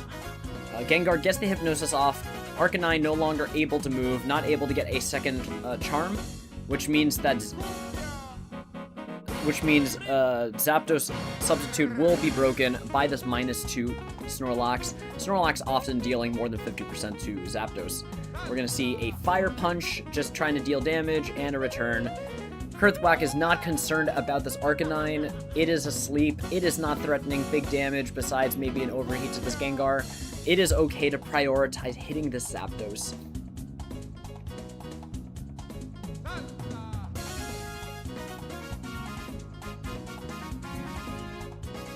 I'm going to swap out the Gengar for a Latias, and this return coming in will take out more HP from the Zapdos. Arcanine, unfortunately, has been asleep for 3 turns. Sleep does last 1 to 4 or 1 to 5 turns in Generation 3. A very powerful status, and in retaliation for that critical hit onto the Snorlax, the Zapdos is going to critical hit the very Snorlax that got the critical hit. What is this game? Insanity. Arcanine does finally get a wake up, gets the overheat, and does not knock out the opposing Gengar. Latias taking out the Zapdos first, and we're going to see another Hypnosis, which Arcanine will dodge. We've now got a 2-2 position with Latias both threatening each other. We're going to go Josh getting just some chip damage before being put to sleep, and this Latias, since it's faster, is going to outrun the Gengar, is going to KO it. And Josh, now having the Pokemon advantage, and apparently what seems to be a speed advantage, is going to just Dragon Claw. It doesn't matter. With all of these attacks combined, Josh is able to win this game 2, winning the set.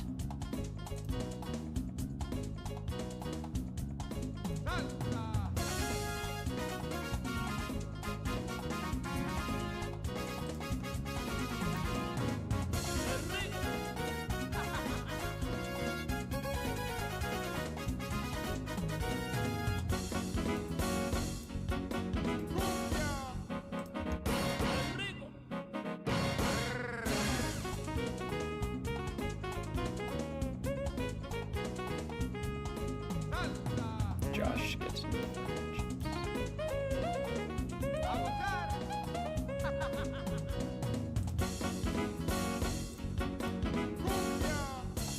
and with that, we simply have one more match to go. It's Nico versus Tepig Ace.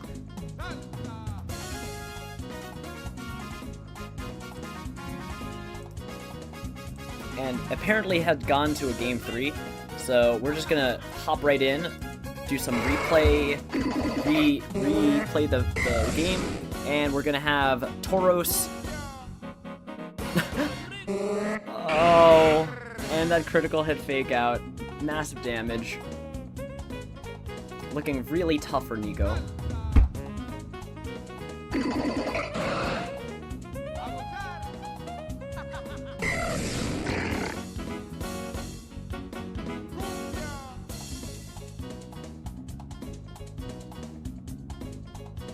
Oh, and Nico getting 2 Will-O-Wisp misses.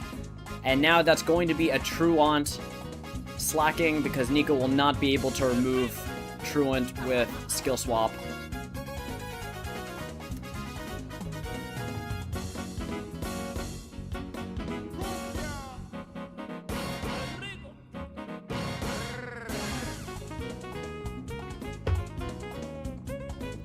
We will be seeing in the chat, we are seeing the massive return damage. There will be a loafing around before the Dragon Claw into the loafing.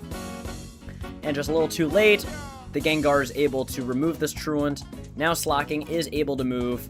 Gengar, having just clicked Skill Swap, is now has Truant, and I believe is susceptible to, I'm not 100% sure on this, actually, is susceptible to Truant.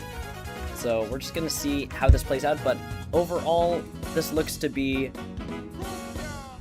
a excellent position for Tepig Ace.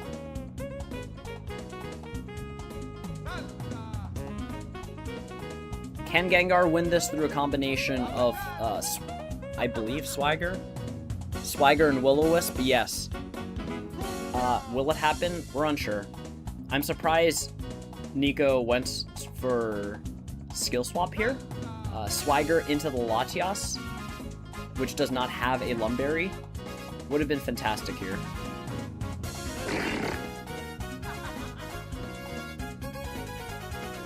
And for whatever reason, Nico is simply not clicking... Oh, there's...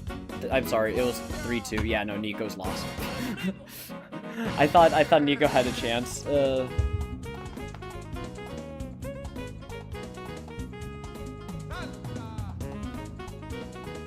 And with that, we are going to see Nico Yossi with the Truanting Gengar is going to be...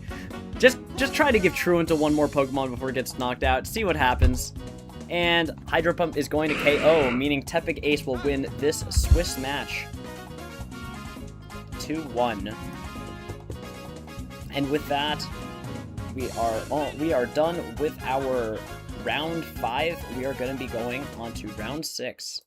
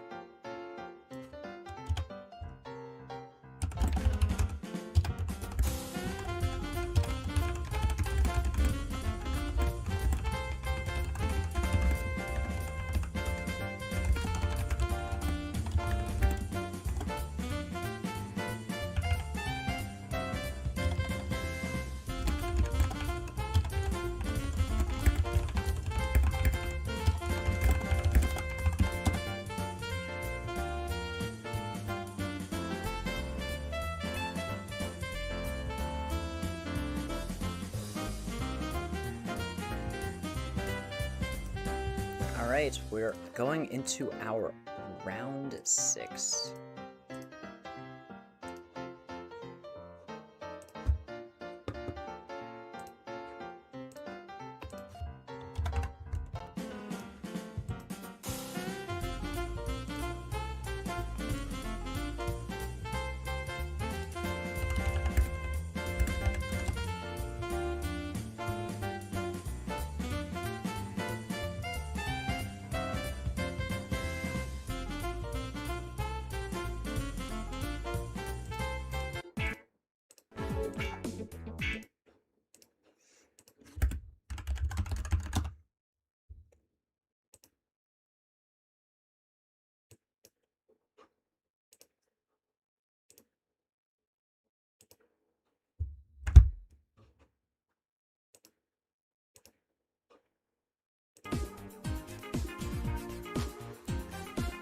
Alright.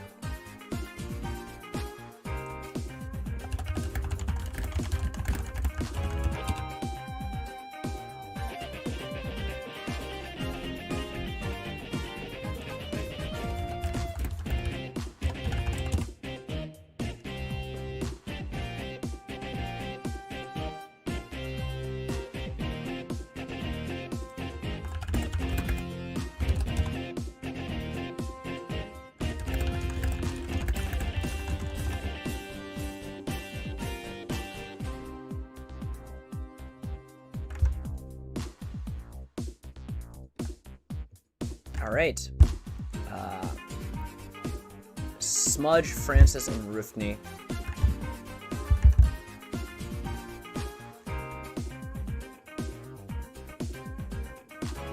And since all these players, it will just depend on...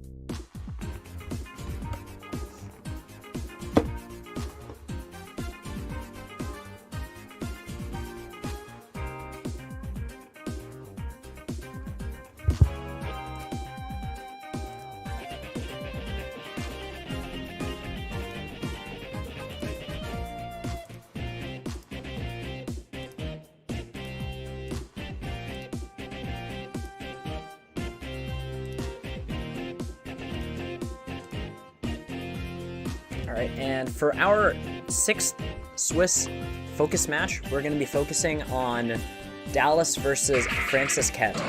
If Francis wins, he will have a 4-2 record and we'll move on to Top Cut. If Dallas wins, Dallas... Wait, is this...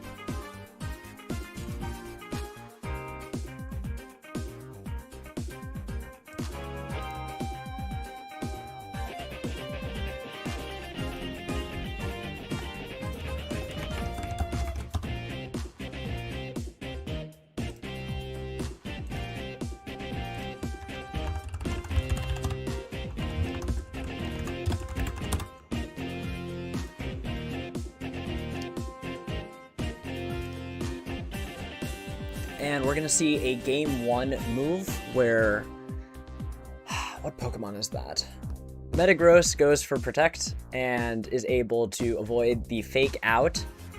The Gengar going for the Swagger, winning what is presumably a Speed tie, able to deny Latias a turn, but is not actually able to deny it a turn, as Latias gets this Light Screen in order to minimize the damage of Ice and Fire Punch. Now, this appears to be a Rain-based team, but there has not been a Rain Dance used yet. Latias does not have it. Instead, we're going to see more Icy Wind coming from this Ludicolo, and this Metagross just setting up, knowing that this Ludicolo cannot protect, nor can this Latias protect. This explosion is just going to go off and take out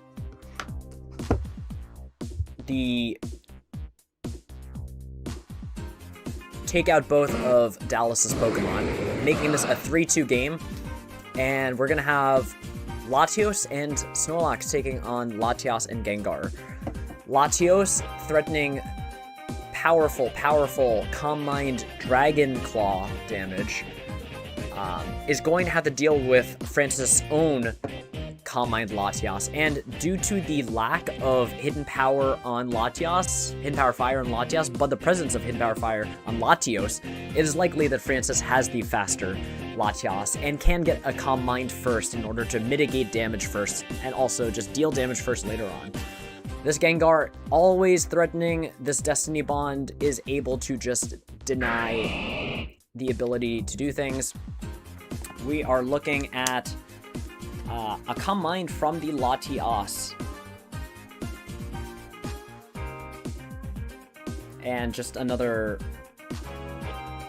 damage output. Latios opting not to go for damage. Latias confirmed either speed tying or faster. Again, most likely faster.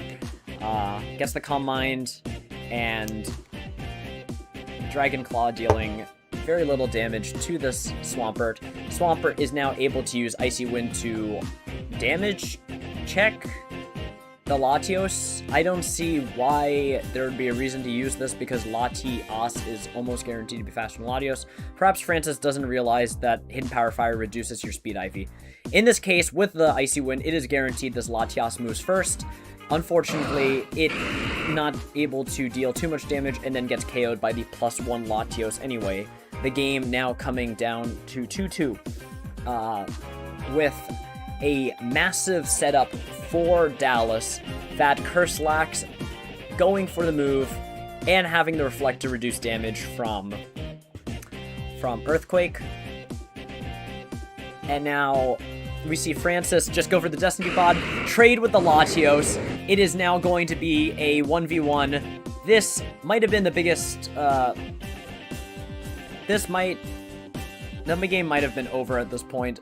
There's simply too many defensive stacks on this Snorlax, even if that was a critical hit. Hydro Pump, Snorlax able to take out Swampert, bringing this to a Game 2. Dallas now facing Francis Ket in Game 2.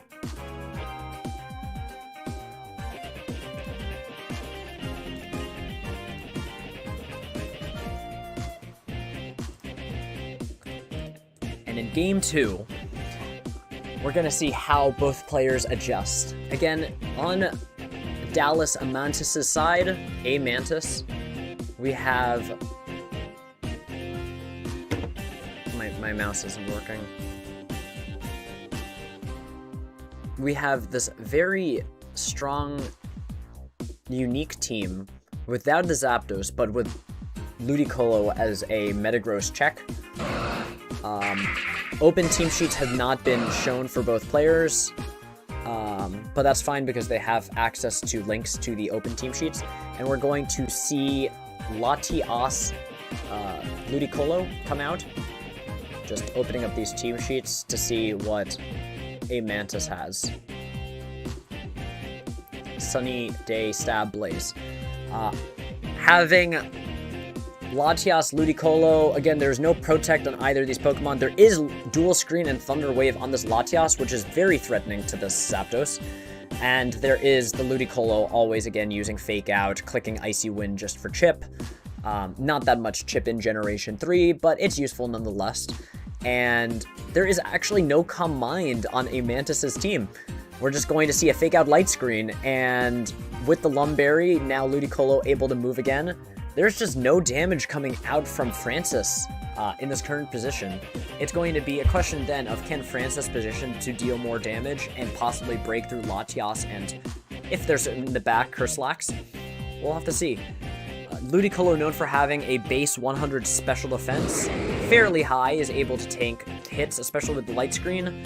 We're going to get a second Thunder Wave going into that Latias slot, which is now going to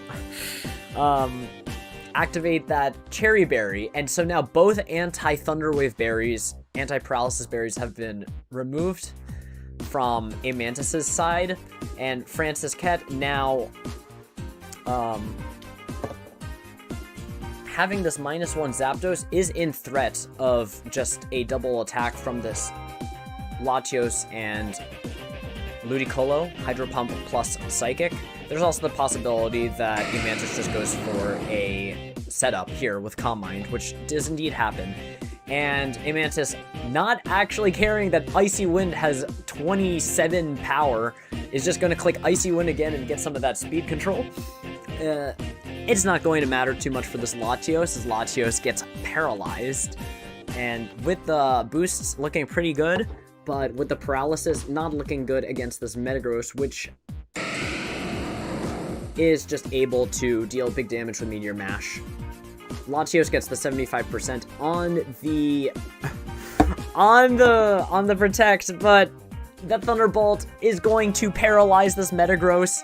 It's now difficult for Mantis to paralyze Pokemon. Francis having the advantage. Despite the -2 speed, that does not matter. Paralysis cuts 75% of speed, meaning the Zapdos will be outrunning this Latios and this Metagross. And now Francis has the opportunity to just go for more big damage.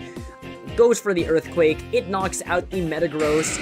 And now, with the forced switch-in of Generation 3, Mantis has to bring in most likely Latias or Ludicolo. There comes Ludicolo, and the Thunderbolt targeting into that Latios slot does nothing. And in this position, Francis, if he has Explosion, has the possibility of going for Detect plus Explosion, but instead just goes for Protect. And with this, Mantis, getting that big read, is able to bring this game down to 3-3. Was able to just double target the Metagross who didn't protect. And now with Gengar on the field, Metagross can go straight for an Explosion. It would have to go after, depending on the speed interactions of Ludicolo and Snorlax. We're going to see a Protect from the Latios, a switch into the Latias, and Meteor Mash miss whiff into that Protect. Francis getting unlucky with a Swagger miss. It's really unfortunate when you miss your opponent. It's even worse when you miss yourself because, come on, you're trying to hit your teammate. Come on, you should have been able to, like, put your Metagross in front of the Gengar and just say, hey, like, just don't miss because you're in front of each other, point blank. But that's not what happens. We have Metagross not being able to deal with Ludicolo besides a possible Explosion, but having huge offensive pressure with Meteor Mash. And important to note here that Latias does not have Protect. So let's see how a Mantis reacts. Switching in the Ludicolo, getting a second Protect, Ice Punch whiffs, and a Meteor Mash into this Protect. Now, with Ludicolo on the field, there is Fake Out that can deny an Explosion turn, that can buy a turn for Latios to attack this Gengar, and Latios, because it's paralyzed, cannot actually be frozen. So you only have to worry about 25% paralysis chance instead of 10% with being able to do other things, instead of a 10% chance to effectively get completely knocked out. Fake Out going to whiff into this Protect, Destiny Bond coming out, and Latios using that Dragon Claw. It's going to be a trade. Gengar down, Latios down, and it's down to Latias and Ludicolo versus Metagross and Latias. If this Latias has Protect, there's just the option to go for Explosion and win the game right here, because Latias and Ludicolo do not have Protect. I'm checking the team sheet right now.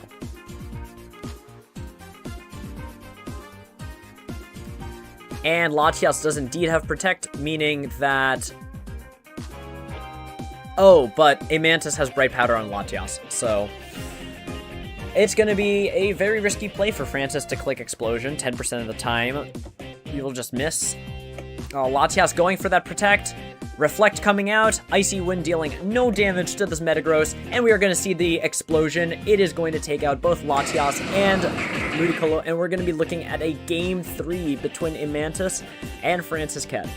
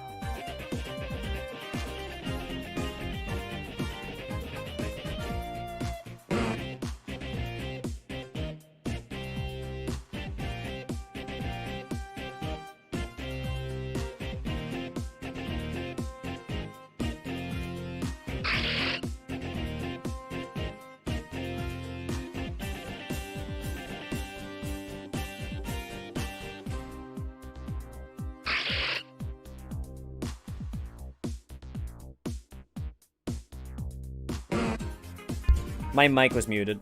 Anyway, we now see that it's 3-2 in favor of Francis Kett, and with this +2 Metagross threatening big Meteor Mash, it's just not looking really good for a Mantis. The Hidden Power Fire can critical hit here, which would be the saving grace in order to deal with this Metagross, or the Metagross Meteor Mash can miss. Otherwise, it's just looking really difficult. The Latias does have Calm Mind and will eventually be able to break through things, so a Mantis is going to need to hope for a critical Hidden Power Fire, or a Meteor Mash miss, or maybe a misplay involving protecting Metagross and letting a Curse come up. We see the Icy Wind, and then the Hidden Power Fire. It does not get the KO. Meteor Mash goes into the Snorlax, which chooses to Curse instead of dealing damage, and now it's going to look pretty bleak, as this Metagross is possibly outrunning this Latios at -1, and if it doesn't, can outrun at -2. It's all going to come down to whether Meteor Mash can hit or not. Metagross can also go for Earthquake just to guarantee damage onto the Snorlax, which is, of course, going to have to risk either protecting to get its HP back or just attacking and reading what Francis can do. Francis going for a safer option, going for Protect in order to eat that Dragon Claw, and we are going to see the return. And now at this point, there's just nothing that a Mantis can do. There will be damage. Earthquake will take out Snorlax. Dragon Claw will take out Latios. The only way for a Mantis to get back in this game is if Francis does not identify the win condition, and we're going to have to see what happens, but this just looks like a finished game in favor of Francis Kett. The last game of round 6. With the Dragon Claw into that Latios, taking it out, and the Earthquake taking out the Snorlax, we are going to see Francis win this game. Congratulations to Francis on making Top Cut. 2-1.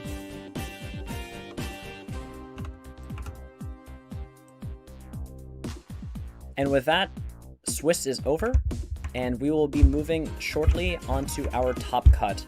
All players with an X2 rare score are going to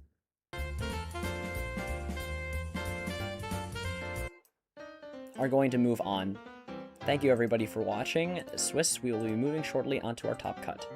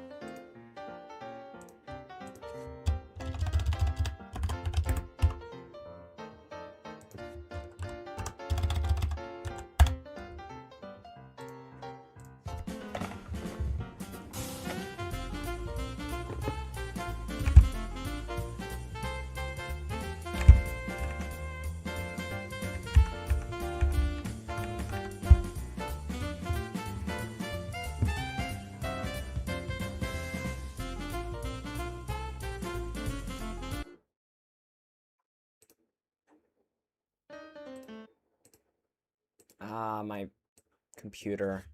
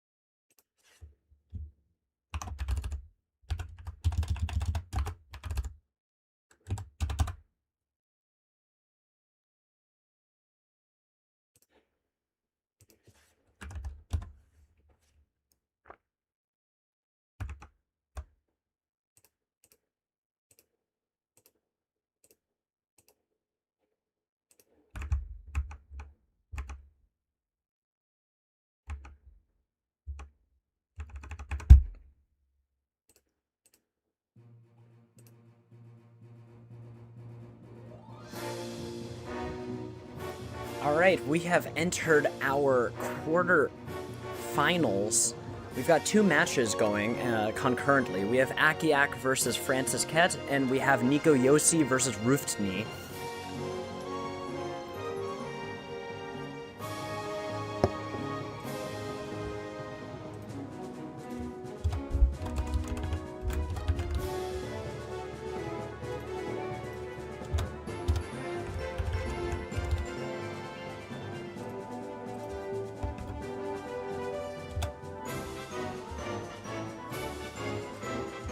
And we have, again, both players using Smeargle. Both players, we have on Nico's side, a combination he has been working on for quite a while in previous tournaments, using Smeargle to support Raikou, and then Gengar to support Slacking and Raikou with a Latias as well. Just a lot of the team being built to set up Metagross, Slacking, and Raikou. All 3 setup mons. Facing against Ruftni using Nico's notable meta Lati Zaplax team. Using instead the trio of...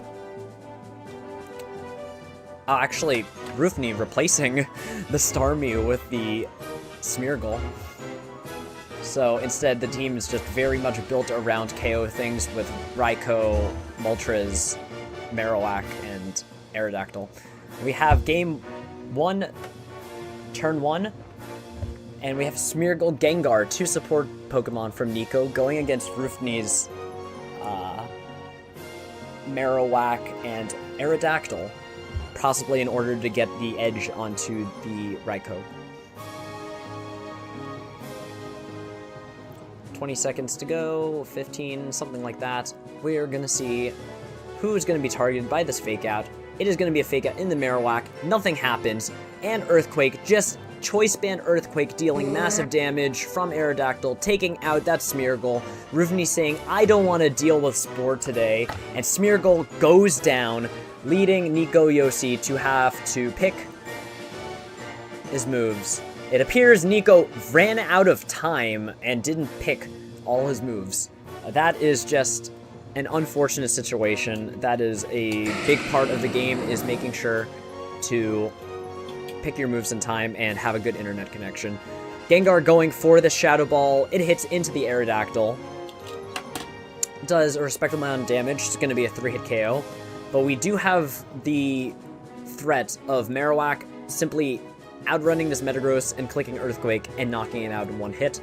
We have to consider that the Aerodactyl will be clicking Earthquake again if it stays in, or it can switch out in order to reset that Choice Band. Aerodactyl staying in, going for that Earthquake, and now Moltres threatening the big damage onto the Metagross, and that Will-O-Wisp with 75 accuracy is going to miss this Aerodactyl.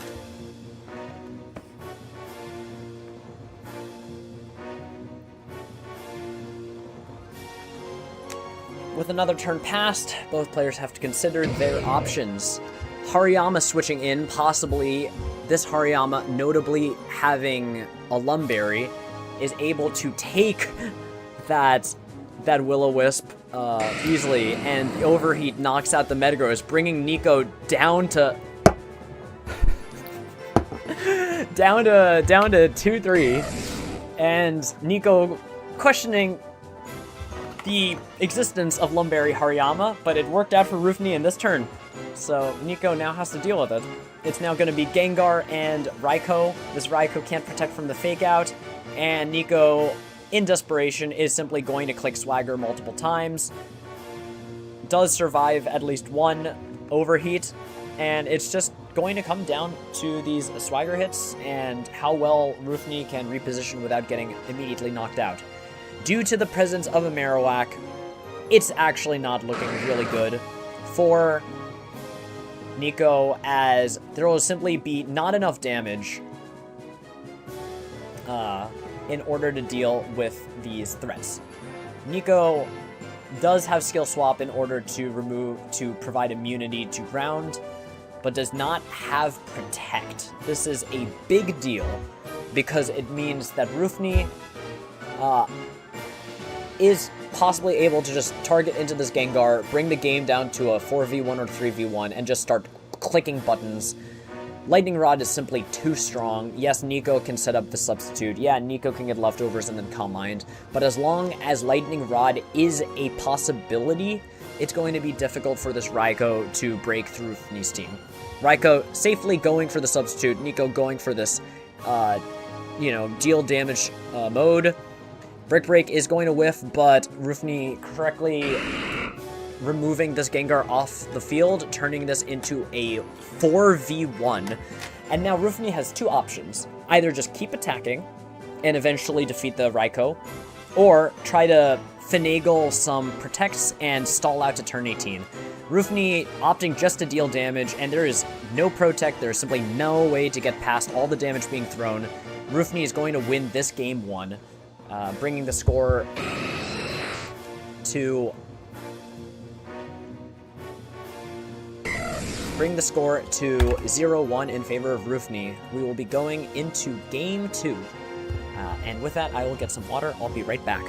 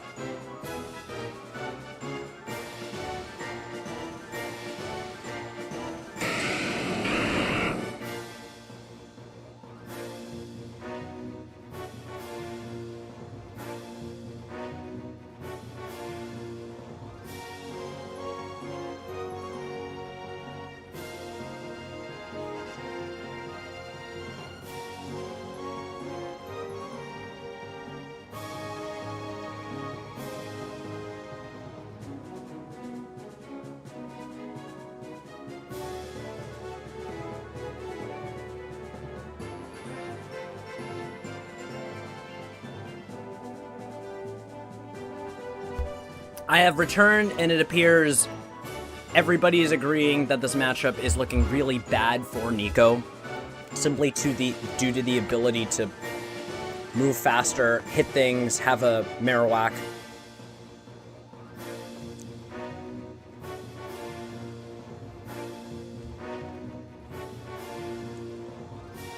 Rufni getting a full KO and then almost a second KO while preserving 4 Pokemon is looking in a great position.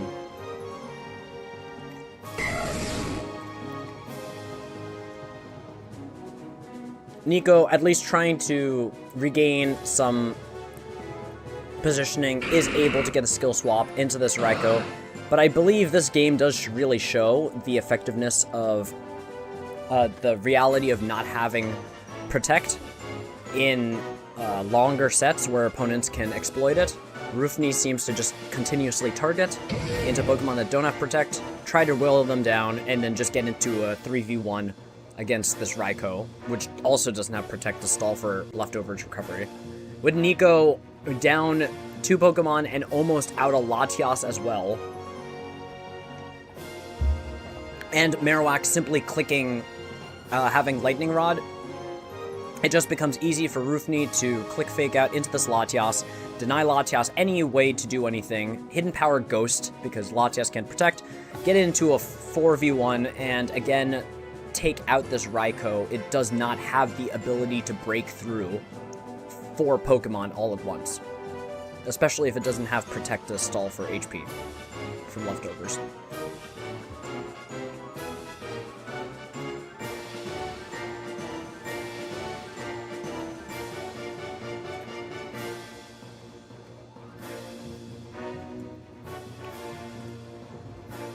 And we're just going to see that Fake Out flinch into Hidden Power, and it is again a 1v4 game where Nico has to somehow defeat, especially with Brick Break on this Hariyama, Nico just has to somehow attack with Crunch 4 separate times, and that's just not looking capable enough. There are 3 physical attackers on Rufni's team, one of which outruns and clicks Double Edge. At this point, I think it is safe to say Nico has lost this match, and we will be going into Game 3. It is a really difficult matchup.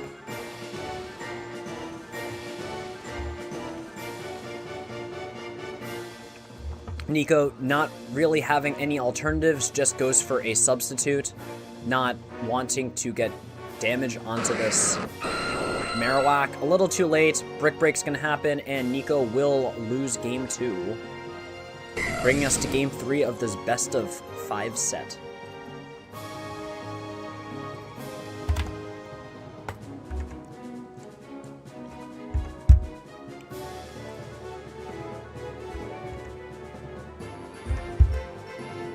And again, matchup looking increasingly difficult for Nico. A lot of these Pokemon, right? There's only Protect on 2 Pokemon on the team, and that is Metagross and Slacking, one of which cannot Protect easily. So Rufni just has the ability to go fast, hit hard with this Blitz team. The Brick Break looking very striking against the dual screens. The Marowak completely denying the Raikou mode, and the Aerodactyl outrunning everything on Nico's side. It is an uphill battle for Nico to defeat his own team that he invented 2 years ago. This Meta Lati Zaplox free team that Rufni has modified by replacing Starmie with Smeargle. We're gonna see a Meta Lati versus a Moltres Aerodactyl. And in this position, Nico does have the benefit of being able to at least click Light Screen here, or even Reflect. Metagross does have at least 1 turn of Protect. There is no huge threat of Smeargle here. There is no threat of Raikou at the moment. Nico, however, lacks any effective switch-ins onto Overheat, so Overheat can just go into a possible Gengar or Raikou or Slacking or Smeargle switch-in. Very difficult to determine what to do here. Nico instead just going for the Slacking, eats a hidden power ghost, eats an overheat, which deals massive damage because of light screen. And with locking into hidden power ghost, now switching into Gengar no longer becomes a safe move. In fact, because there is no protect here, it is also safe for Roofney to just go hidden power ghost, hit into this Latias, either KO it and get discovered attack on the Metagross, or maybe it's a switch into Metagross and it'll get KO'd with overheat anyway. The only Pokemon capable of saving Nico would have to be a Raikou, which is probably not on this team because in this game because Gengar is necessary in order to deal with slacking. Instead of going for this double target strategy I just outlined, Roofney instead going a little safer, knowing that Truant is a debilitating ability, protects from this return, and has this slacking now locked down, is going to switch into Hariyama to stall a little more, and overheat. Nico hoping that the overheat goes somewhere else or that another move is used. Nope, Roofney just goes for a very safe overheat, does not fear the Latias switch in, and the game becomes 4-3 in Roofney's favor, with a support Gengar, with a semi-support Latias, and a slacking that really needs to have skill swap removed. Fake out going into this slacking. We now get the Aerodactyl back on the field, and it is really, really fast. Outrunning this Gengar is able to just threaten a hidden power ghost. This Gengar does not have protect. One-shot it, remove Gengar, or one-shot the Latias switch in. And we're just going to see that hidden power ghost take out the Gengar, and now there's no skill swap. This Truant, it doesn't matter. It's +2, return. Genuinely does not matter. It has Truant. Roofney can now just stall the rest of the game, can KO this Latias that does not have protect. The matchup, very difficult for Nico. Just so many pieces that Roofney has that can take on Nico's various strategies. And we are going to see GG in the chat, as Nico's accepted that he has lost Game 3 and basically lost the set the moment he got paired into Roofney. This is an unfortunate part of Pokemon battling. You can assemble a team, and it can be strong, but if you face into a poor matchup, sometime in, say, Top Cut, there's not much you can do about it. You just have to play to your outs, and if your opponent outplays you or just gets lucky, you can still lose. You'll probably lose more of the time.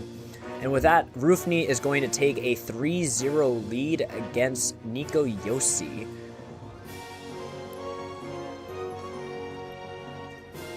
And with that, we are going to check our replays.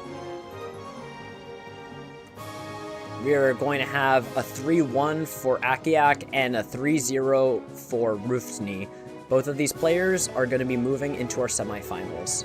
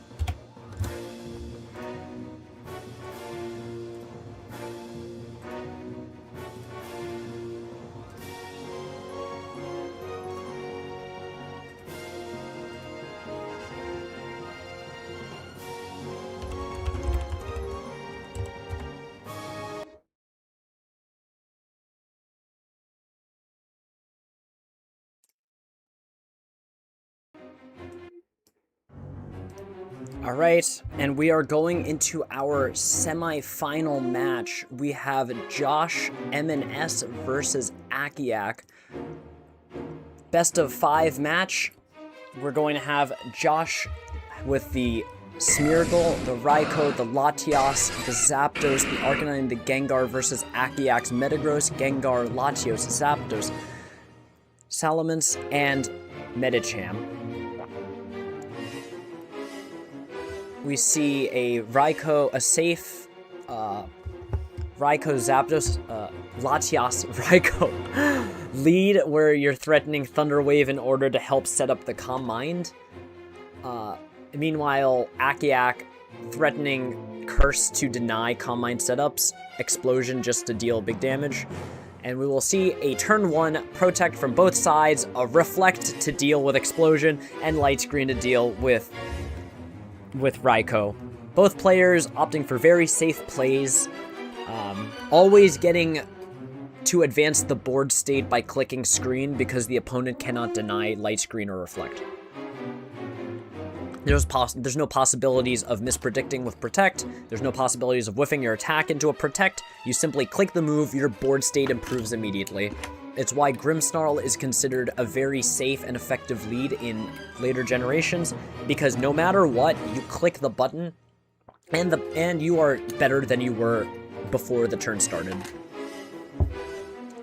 Akiak taking some time in order to pick moves, trying to decide, do we go for these explosions or not? In comes the Arcanine, reduces the attack, which doesn't matter, and with a Thunder Wave, we are seeing big chance on this Metagross, which is Choice Band and cannot protect, to get fried by Overheat. In the meanwhile, this Zapdos has Magnet. It does not have Cherry Berry or Lumberry, so it is a threat of a Thunder Wave as well. Josh just going for the very safe Protect Thunder Wave, get Pokemon paralyzed, get things done. Now this Metagross is locked into Earthquake, which can be punished if Josh has Zapdos as the 4th Pokemon. Alternatively, Josh can just Overheat into the Metagross slot and one-shot it. Actually, it doesn't one-shot because of Light Screen. But can deal big damage, and this Latios is able to just exist, click buttons, get into a position where Raikou is more effective later on.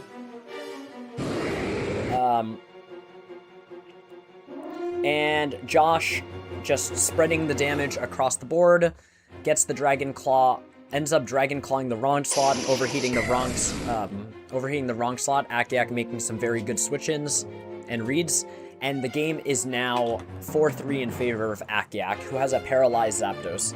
This Latios, Calm Mind as it may be, is not able to sufficiently deal damage to this Raikou. With this Light Screen up on Akiak's side, it's still looking safe for at least one more turn, but it's going to be difficult to deal with the immediate threat of Calm Mind from Raikou. All the while, there is the enormous threat of Thunder Wave followed by Thunder Wave into this Latios slot.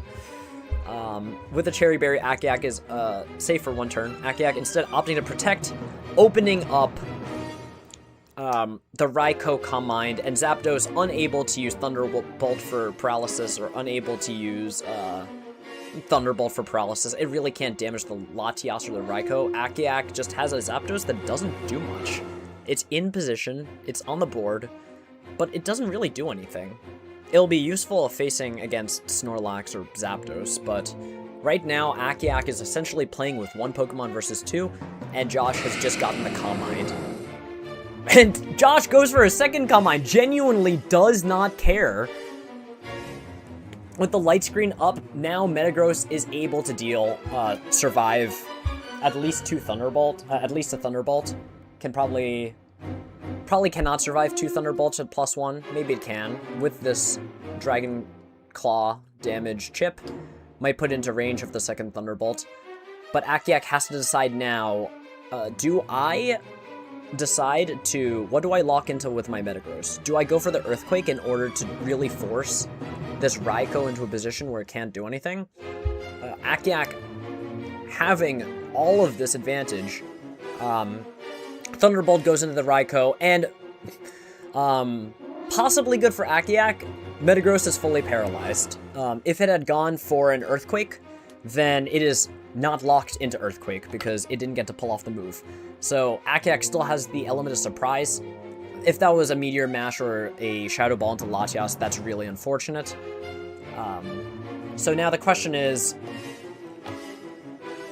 does Josh attempt to go for this Thunderbolt through Light Screen into this Metagross, or does Josh just switch to Zapdos, assuming there's a Zapdos, and just click buttons with Latias? And Josh reveals his fourth Pokemon, goes for the Reflect, takes a Thunderbolt, takes an Earthquake, and Snorlax is going to heal HP with the leftovers. With that, we are looking at a Metagross locked into this move. This Metagross is now locked into Earthquake. And this can prove to be a problem, since the only thing that can hit is Snorlax, Zapdos can't hit Latias, and Latias can proceed to not really do much, but can just keep chipping with Dragon Claw repetitively until is in a position where Snorlax can follow up damage into this. Latias instead going for a Dragon Claw. Snorlax genuinely not caring about this Thunderbolt and not caring about this Earthquake, Choice Band Earthquake, is just going to eat this Thunderbolt. And so now there comes the difficult position where Josh has a very low HP Snorlax. Josh wants to try to get it down to a 2 Pokemon on Akiak's side, so that way Akiak is forced to choose between Earthquake or, say, Shadow Ball. In this position, though, Josh is behind, down on material, is able to outrun this Latios with this Zapdos with return, is being threatened by this Latios, which can just as easily Calm Mind, Protect, or attack the Latios instead. And Josh has to respect all of these. Akiak switching into Gengar in order to eat this return. Josh going for that, yeah, and eats this return. Akiak avoiding this Dragon Claw, and now Akiak, a fairly offensive player who makes big reads, is now able to make very safe plays. Has the one Pokemon advantage and is able to simply position around things like Snorlax, around things like Latias. That Psychic gets into the Raikou, and the Curse, the discovered attack, is there is no Protect from the Snorlax, and now Raikou is under Curse and will eventually get KO'd over time. There is no Raikou endgame that will finish this this off. Akiak, of course, under a time crunch, 15 seconds left, has to pick his moves. Has the Curse, has the threat of Curse onto Latias. Zapdos paralyzed means the Detect does not go off, meaning this Zapdos is just going to go out to a double attack, and Akiak loses on time yet again.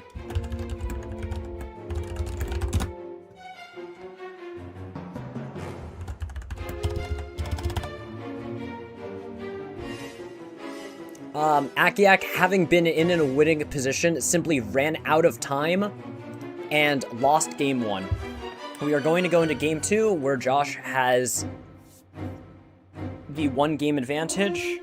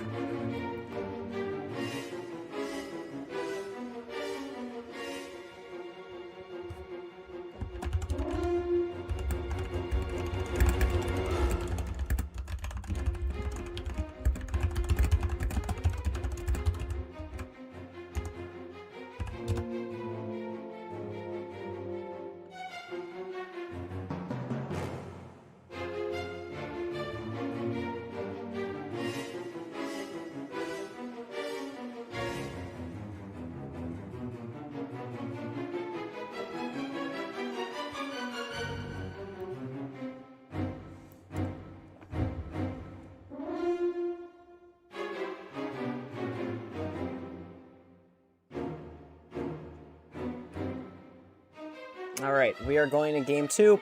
As both Pokemon review their options.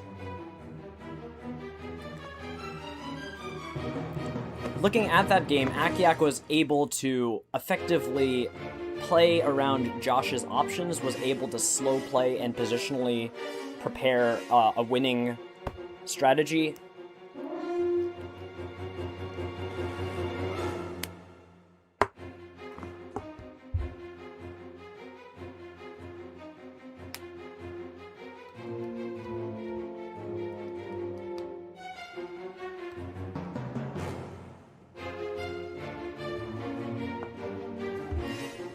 Just waiting for both players to pick their moves.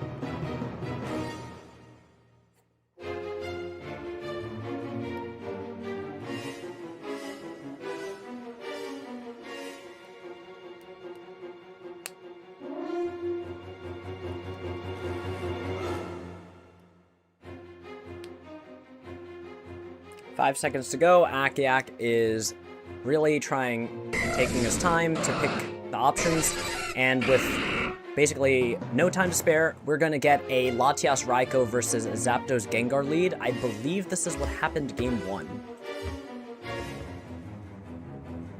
Yes, this is the same lead as game 1. With Gengar having the curse, it's an enormous investment, but it does threaten a Calm Mind Raikou endgame. Forcing Josh to target down this Gengar first and remove the threat of Curse. Gengar also has that threat of Explosion, something that can be mitigated by Intimidate plus Reflect. So it might be in Josh's best interest to just go for that Intimidate immediately. It will be threatening that Metagross. OCXX liking that Light Screen. And instead, we just go for a Protect Reflect and Light Screen. Both players setting up their positions, making this really safe for Metagross since it is no longer 1-hit KO'd by Overheat, and will be 3-hit KO'd by Raikou Thunderbolt. Probably 2-hit KO'd if there's a Calm Mind up. Now, again, OCXX, with that Choice Band Metagross, has to lock in and decide, make a big swing. Am I going to try to damage this Latias? Am I going to try to damage this Raikou? With the Choice Band, Earthquake actually does 1-hit KO Raikou. So we're going to see a switch into Snorlax and a Thunder Wave from Latias just to deny the Thunder, just to deny these moves. And OCXX actually locking into Meteor Mash, seeing that Raikou just protected, that you can still get big damage onto Raikou if it stays in, or if it swaps to something like Snorlax. That it's going to be a big problem. With this unfortunate Thunderbolt's 10% paralysis, Snorlax is no longer able to outrun the Zapdos, meaning that it can't even threaten a return. So again, OCXX just looking in a really great position, and Josh is now forced to go for these absolutely crazy Thunder Wave plays, and OCXX simply saying, I don't respect your Latias, I'm going to target the teammate. And with that, 2 paralyzed Pokemon, the odds are pretty good in OCXX's favor, and there's no full paralysis on OCXX, Zapdos, or the Metagross. The Metagross gets a +1 attack, and at this point, it really just comes down to, will OCXX get unlucky with these paralysis? Raikou just not able to really set up easily. The odds are in OCXX's favor, just having a better position.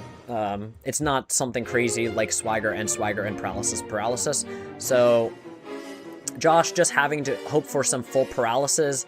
The Thunderbolt does not full paralyze, and now Light Screen is out, meaning that this Thunderbolt is indeed going to deal about 75%, 80% to this Metagross.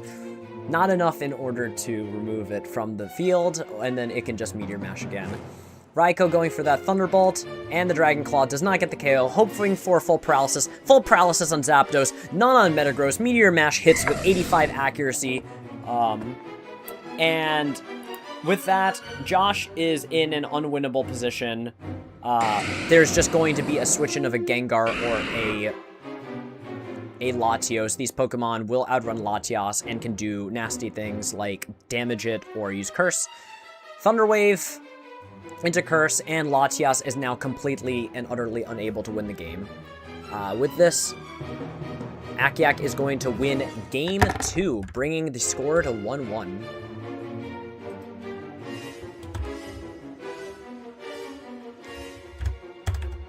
Again, Akiak having proven himself in Game 1, but having timing out the game,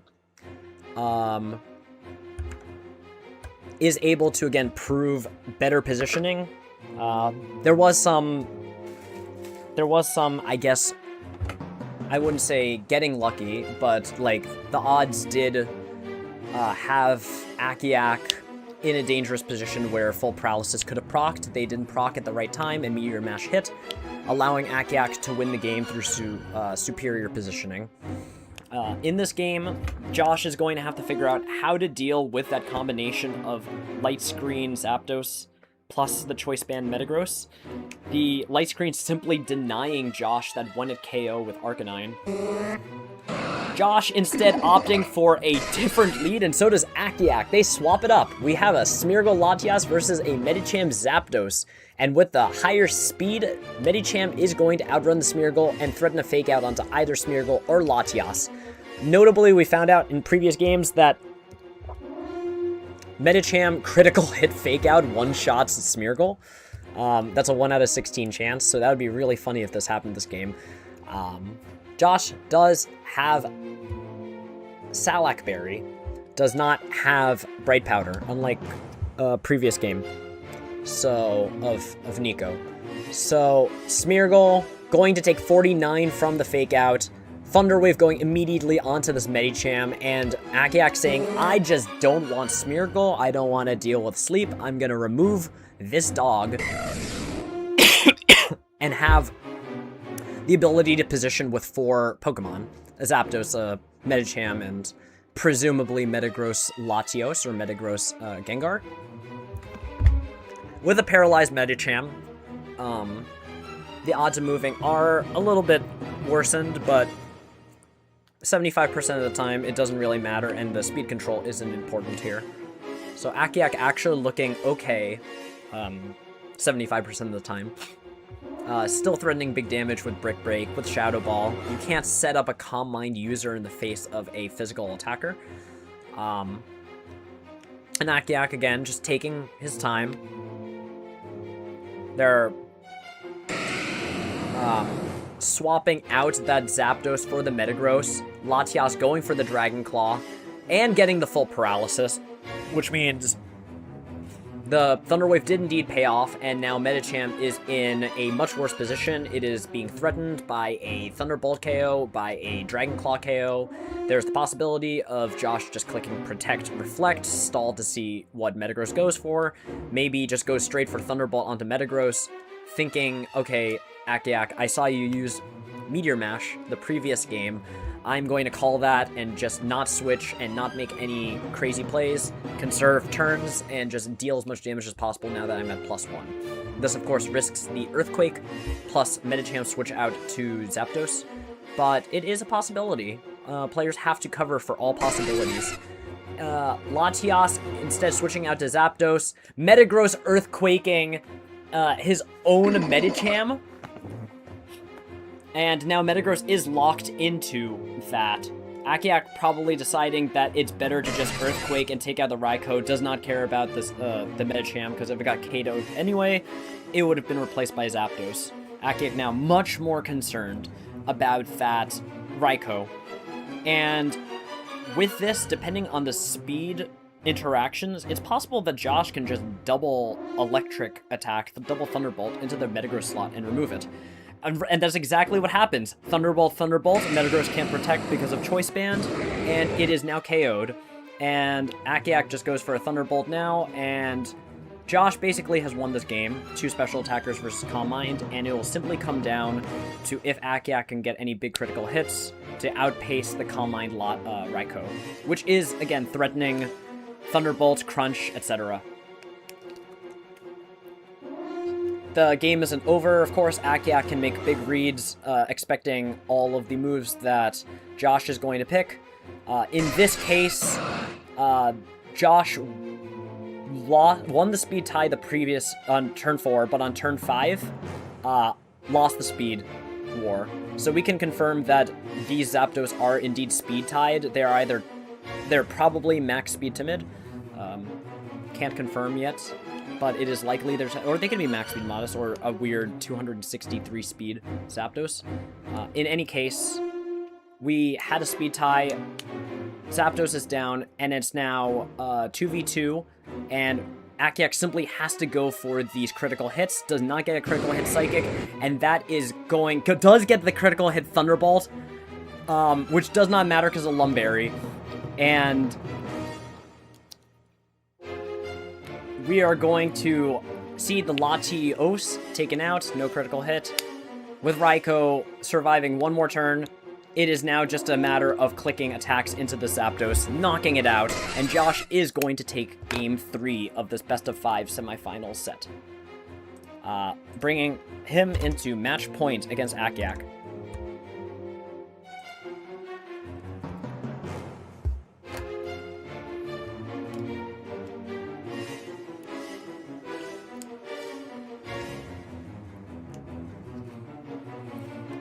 Once again, both players having to consider their options.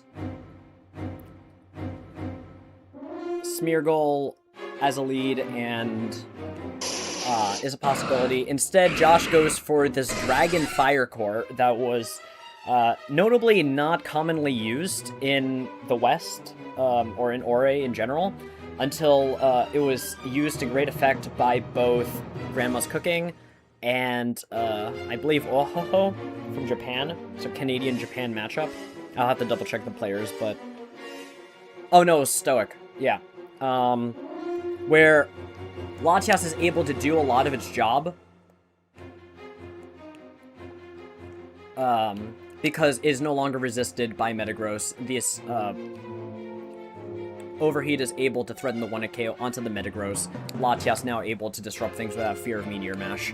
In this position, the Gengar at -1 is not able to threaten big damage with Explosion, so it's likely looking at a Curse, Swagger, Protect, or it can still explode for chip damage, with the possibility of Reflect coming off first from Josh's side. But really, we're thinking about how the light screen from Zapdos is just going to make this Arcanine ineffective. It is, in fact, White Herb. The chat is confirmed. It's just how Generation 3 works. And Akiak switching out this Gengar, instead of going for the non-reduced Explosion, switches out into Salamence, which is now possibly able to set up. It tanks the Overheat.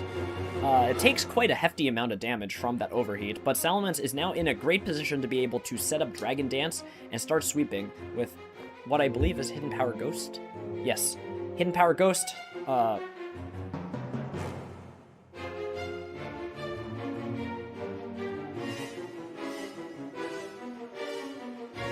now both players just going on.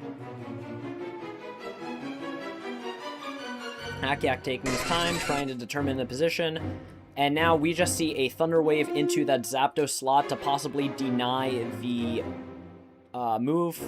Zapdos is able to move. It does get this light screen, which means it's going to be a lot easier for Akiak to just deal with the Zapdos. Zapdos being one of the biggest damage dealers on Josh's team. But also, there's an Arcanine, and it can't deal quite so much damage with Overheat. This Zapdos notably has Hidden Power Grass. Josh, because he has Hidden Power Grass instead of Hidden Power Ice, is not able to threaten a 1-hit KO on Salamence. Instead, is likely going to be unable to KO the Salamence at all. So instead, just going for Dragon Claw Substitute And getting a full paralysis makes it a lot easier to play around because the substitute is now healthy, remains healthy, and has not been broken. Josh is now effectively immune to explosion threats and can just attack with Zapdos this turn, or can not protect to even burn, calling the explosion.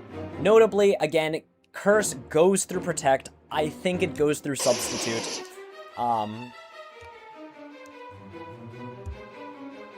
White Herb activating and getting that big explosion damage onto the Zapdos. Josh opting instead to try to preserve the Latias for future use with Thunder Wave and Dragon Claw.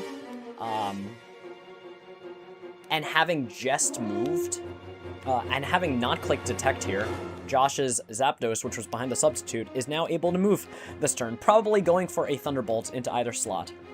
We'll have to see what both players pick.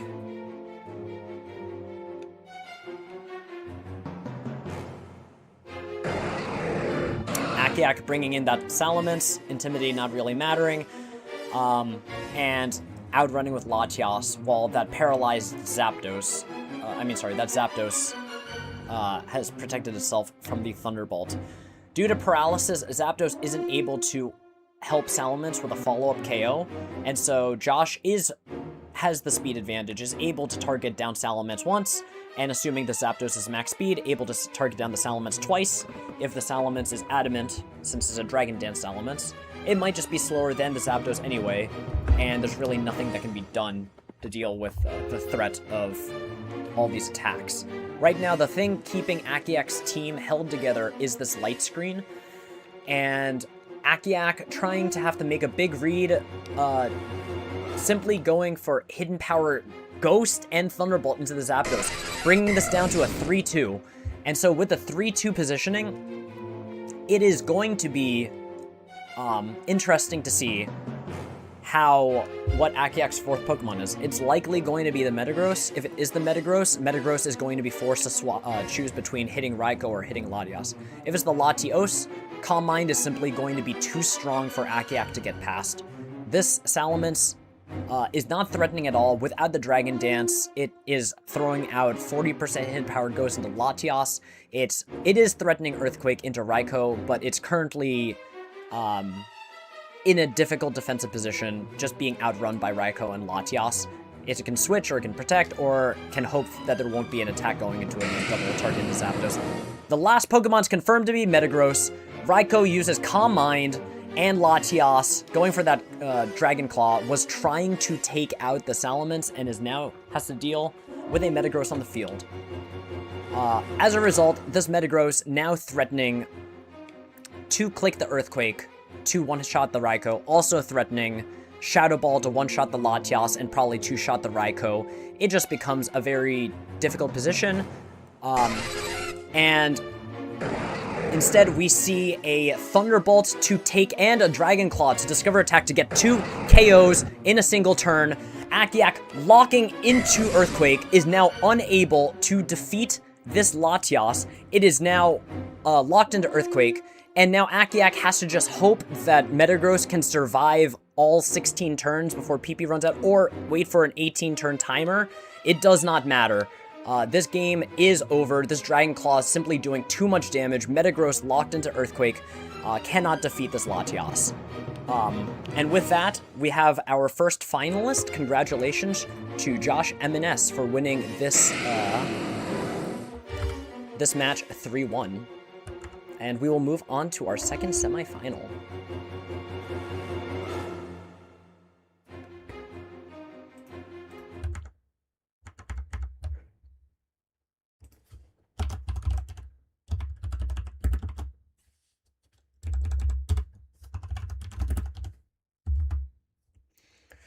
All right, we are gonna be, oh my gosh, YouTube.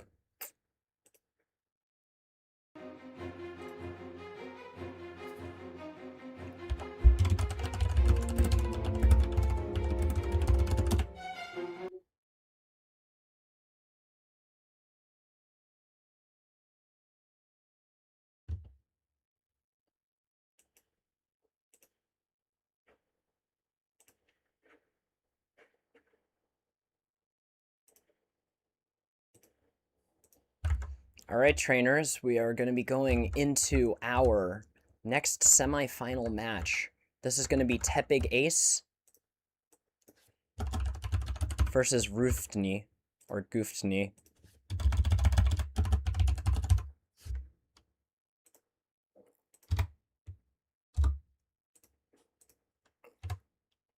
Both players presumably starting their match, just setting up here because I only have one computer at the moment. It's time, just waiting for...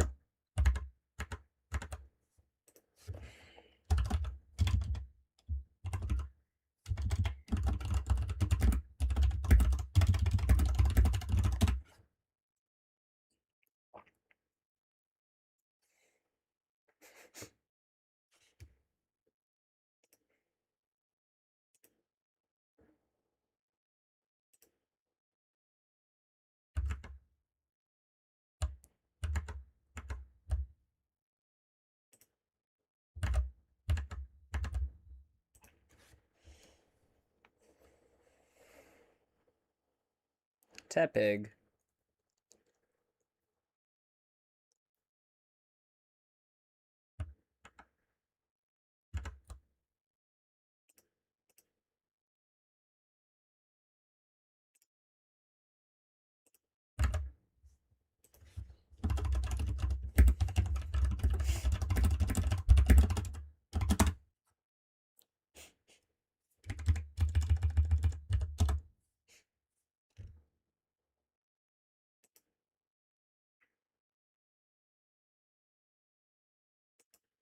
All right.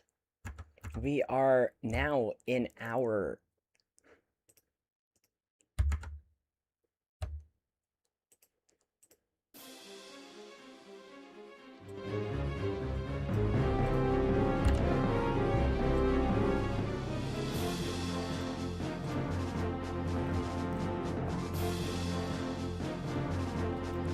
We have our second semi-final match between Tepig Ace and Rooftney of Orre Cup 20.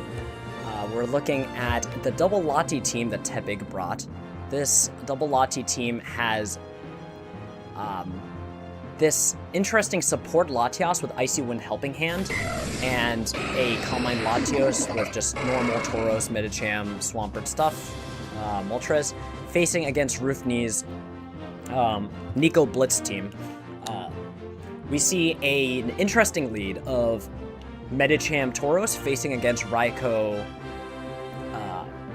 Moltres, and Rooftney choosing to double protect in order to handle the threat of Fake Out.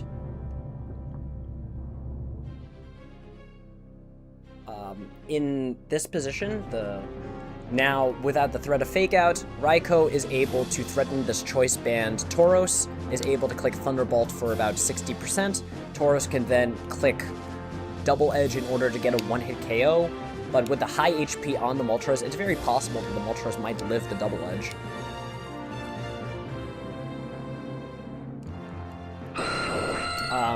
Raikou opting not to deal damage, instead switching to this Aerodactyl. We've got a double target into the Moltres, probably expecting a protect from this Raikou, and possibly expecting a switch into Aerodactyl, opting not for Shadow Ball, but for Brick Break. This ends up being Tepig Ace's big incorrect read, because this Moltres was able to get the overheat, knocking out the Medicham and preventing Fake Out pivoting. On this turn 3, we get a big read from Tepig Ace, going for Earthquake against 2 flying types. It deals respectable damage versus Hariyama, and Latios now just has to deal with Ancient Power, a very rarely used move on Aerodactyl, which is often just replaced by Hidden Power Rock or just Rock Slide. This Ancient Power, dealing more than 50% to the Latios, is going to be threatening the boosts, but will probably not be able to KO Tauros with this Ancient Power. It does not. And with this damage reduction, Swampert simply able to KO the Aerodactyl, no longer afraid of Aerodactyl because there's no threat of Rock Slide, and instead it becomes a position where Roofney is threatening this KO onto the Tauros. Any Earthquake from Tepig Ace to take out the Raikou would have to Earthquake one's own Tauros, and there is simply the possibility that Roofney switches into the Moltres. With this helping hand, we're going to see a crunch. Does not matter. Tepig Ace genuinely does not care about the Tauros, just wants to get an endgame with Swampert versus the world. Takes out this Raikou, and Swampert now looking really scary against this Moltres. The Moltres does have Hidden Power Grass. It will be able to do about 90%, but 90% is not a 1-hit KO. Instead, there's going to be a Protect. Just try to get rid of this Latios. Brick Break, unfortunately, does not get rid of it, and with a very safe Dragon Claw to try to take out Moltres and Earthquake to hit into the Hariyama, Tepig Ace is able to win Game 1. Congratulations to Tepig Ace on Game 1. We are going to go into Game 2. Game 2. Tepig Ace versus Roofney. Again, Tepig Ace proved really effectively how useful this Swampert is. It's able to heal, it's able to stall against Raikou. With Intimidate support, is able to deal with the physical attackers on Roofney's team. And Tepig Ace going for this Latios and this Swampert. It looks very, very effective into this lead. Roofney, meanwhile, threatening that big damage with Hidden Power Grass, possibly willing to trade against the Swampert, while also having a Raikou to set up against this Latios.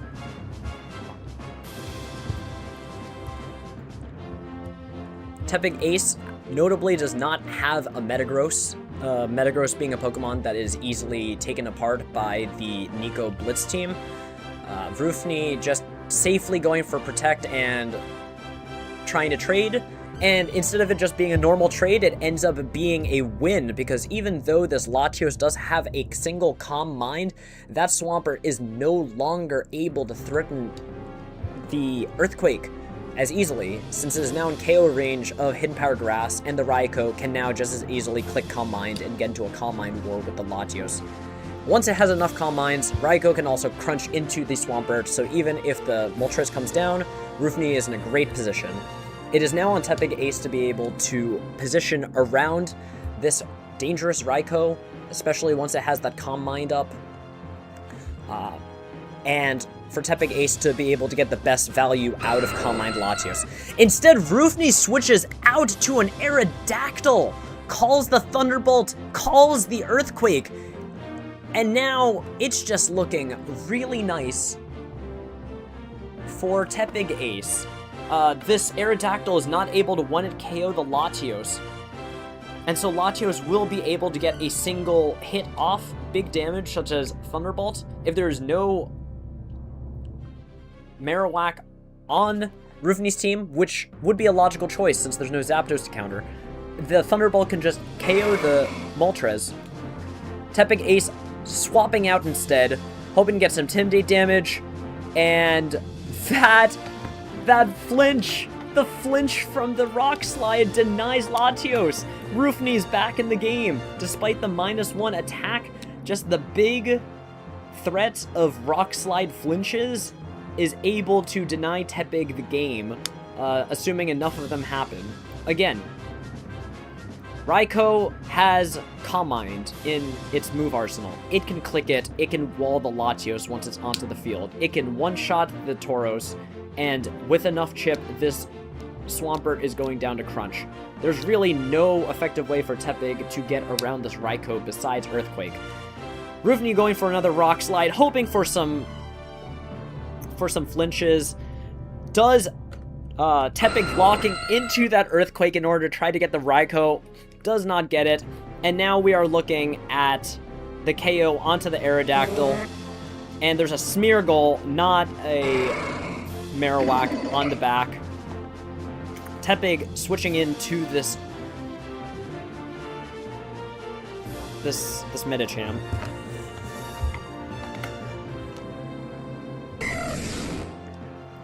we have a swap, a fake out, and a flinch. Doubling into that Smeargle, really hating in it. Very important to note that Roofney does not carry Protect onto the Smeargle, so it is a fairly safe play for Tepig to double target into it, and Tepig brings the game to 3-2. With that threatening Calm Mind Latios, it's going to be difficult for Roofney, who didn't prioritize getting the Calm Minds and trading with the Latios. The Latios just got too much mileage out of its Calm Mind, is now threatening the Thunderbolt KO onto the Moltres, or possibly not. This Moltres does look bulky due to its HP number. Calm Mind comes out, Brick Break comes out, Raikou gets KO'd, Overheat comes out, it KOs the Medicham. Too little too late, this Moltres is not getting past 2 fire resists, and we're going to see Dragon Claw, Hidden Power, and the Swampert living the -2 Hidden Power Grass, and Tepig is able to take game 2 against Roofney, bringing the score up to 2-0. Tepig just needs to win one more game in order to make the finals. Meanwhile, Roofney needs to win 3 games straight, has to go through a very difficult comeback in order to make it to this finals, to make the nice prize pool. We do have a prize pool of $50, $30 going to the winner, $20 to the runner-up. So this is a $20 match here. Can Tepig Ace pull off one more win, or can Roofney pull off a comeback? Time to see in Game 3 of Orre Cup 20's semifinal match. Rock Slide comes out, no flinches onto the Tauros, no flinches onto the Latios, and that double targeting simply taking out that Moltres, and the Moltres now fainted, and the Aerodactyl at -1 attack, not quite as threatening outside of those Rock Slide flinches.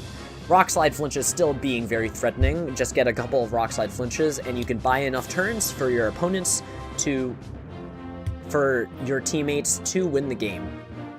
Roofney bringing in that Marowak, and we're going to see a Protect from a Tepig, just trying to deal with the threat of these flinches. Unfortunately, it's not enough, but the Protect is able to get out of the harm of that Hidden Power Ghost. It hits into the Protect, and Roofney, having really no other options except to just go for Rock Slide flinches, attempts to go for them, does not get them, and Marowak is taken down. This game is now 4-2, and that is an intimidated Aerodactyl. All it can do is go for flinches. The Calm Mind goes onto the Raikou. It does not get the flinch. Thunderbolt KOs the Aerodactyl, and we are looking at 4-1, Roofney essentially unable to win this game, as Tepig is going to just attack twice, knock out this Raikou, and with that, Tepig Ace is your second finalist for Orre Cup 20. An excellent matchup, being able to deal with this Nico Blitz team, and with that, Tepig has just secured $20 US and a shot at being the winner of our 20th iteration of Orre Cup. Congratulations to Tepig for making finals, and congratulations to Roofney for making semifinals. With that, we are going to be going into our final match. Our final match will be Tepig Ace versus first seed Tepig Ace versus, I believe, third seed, second seed. I forget.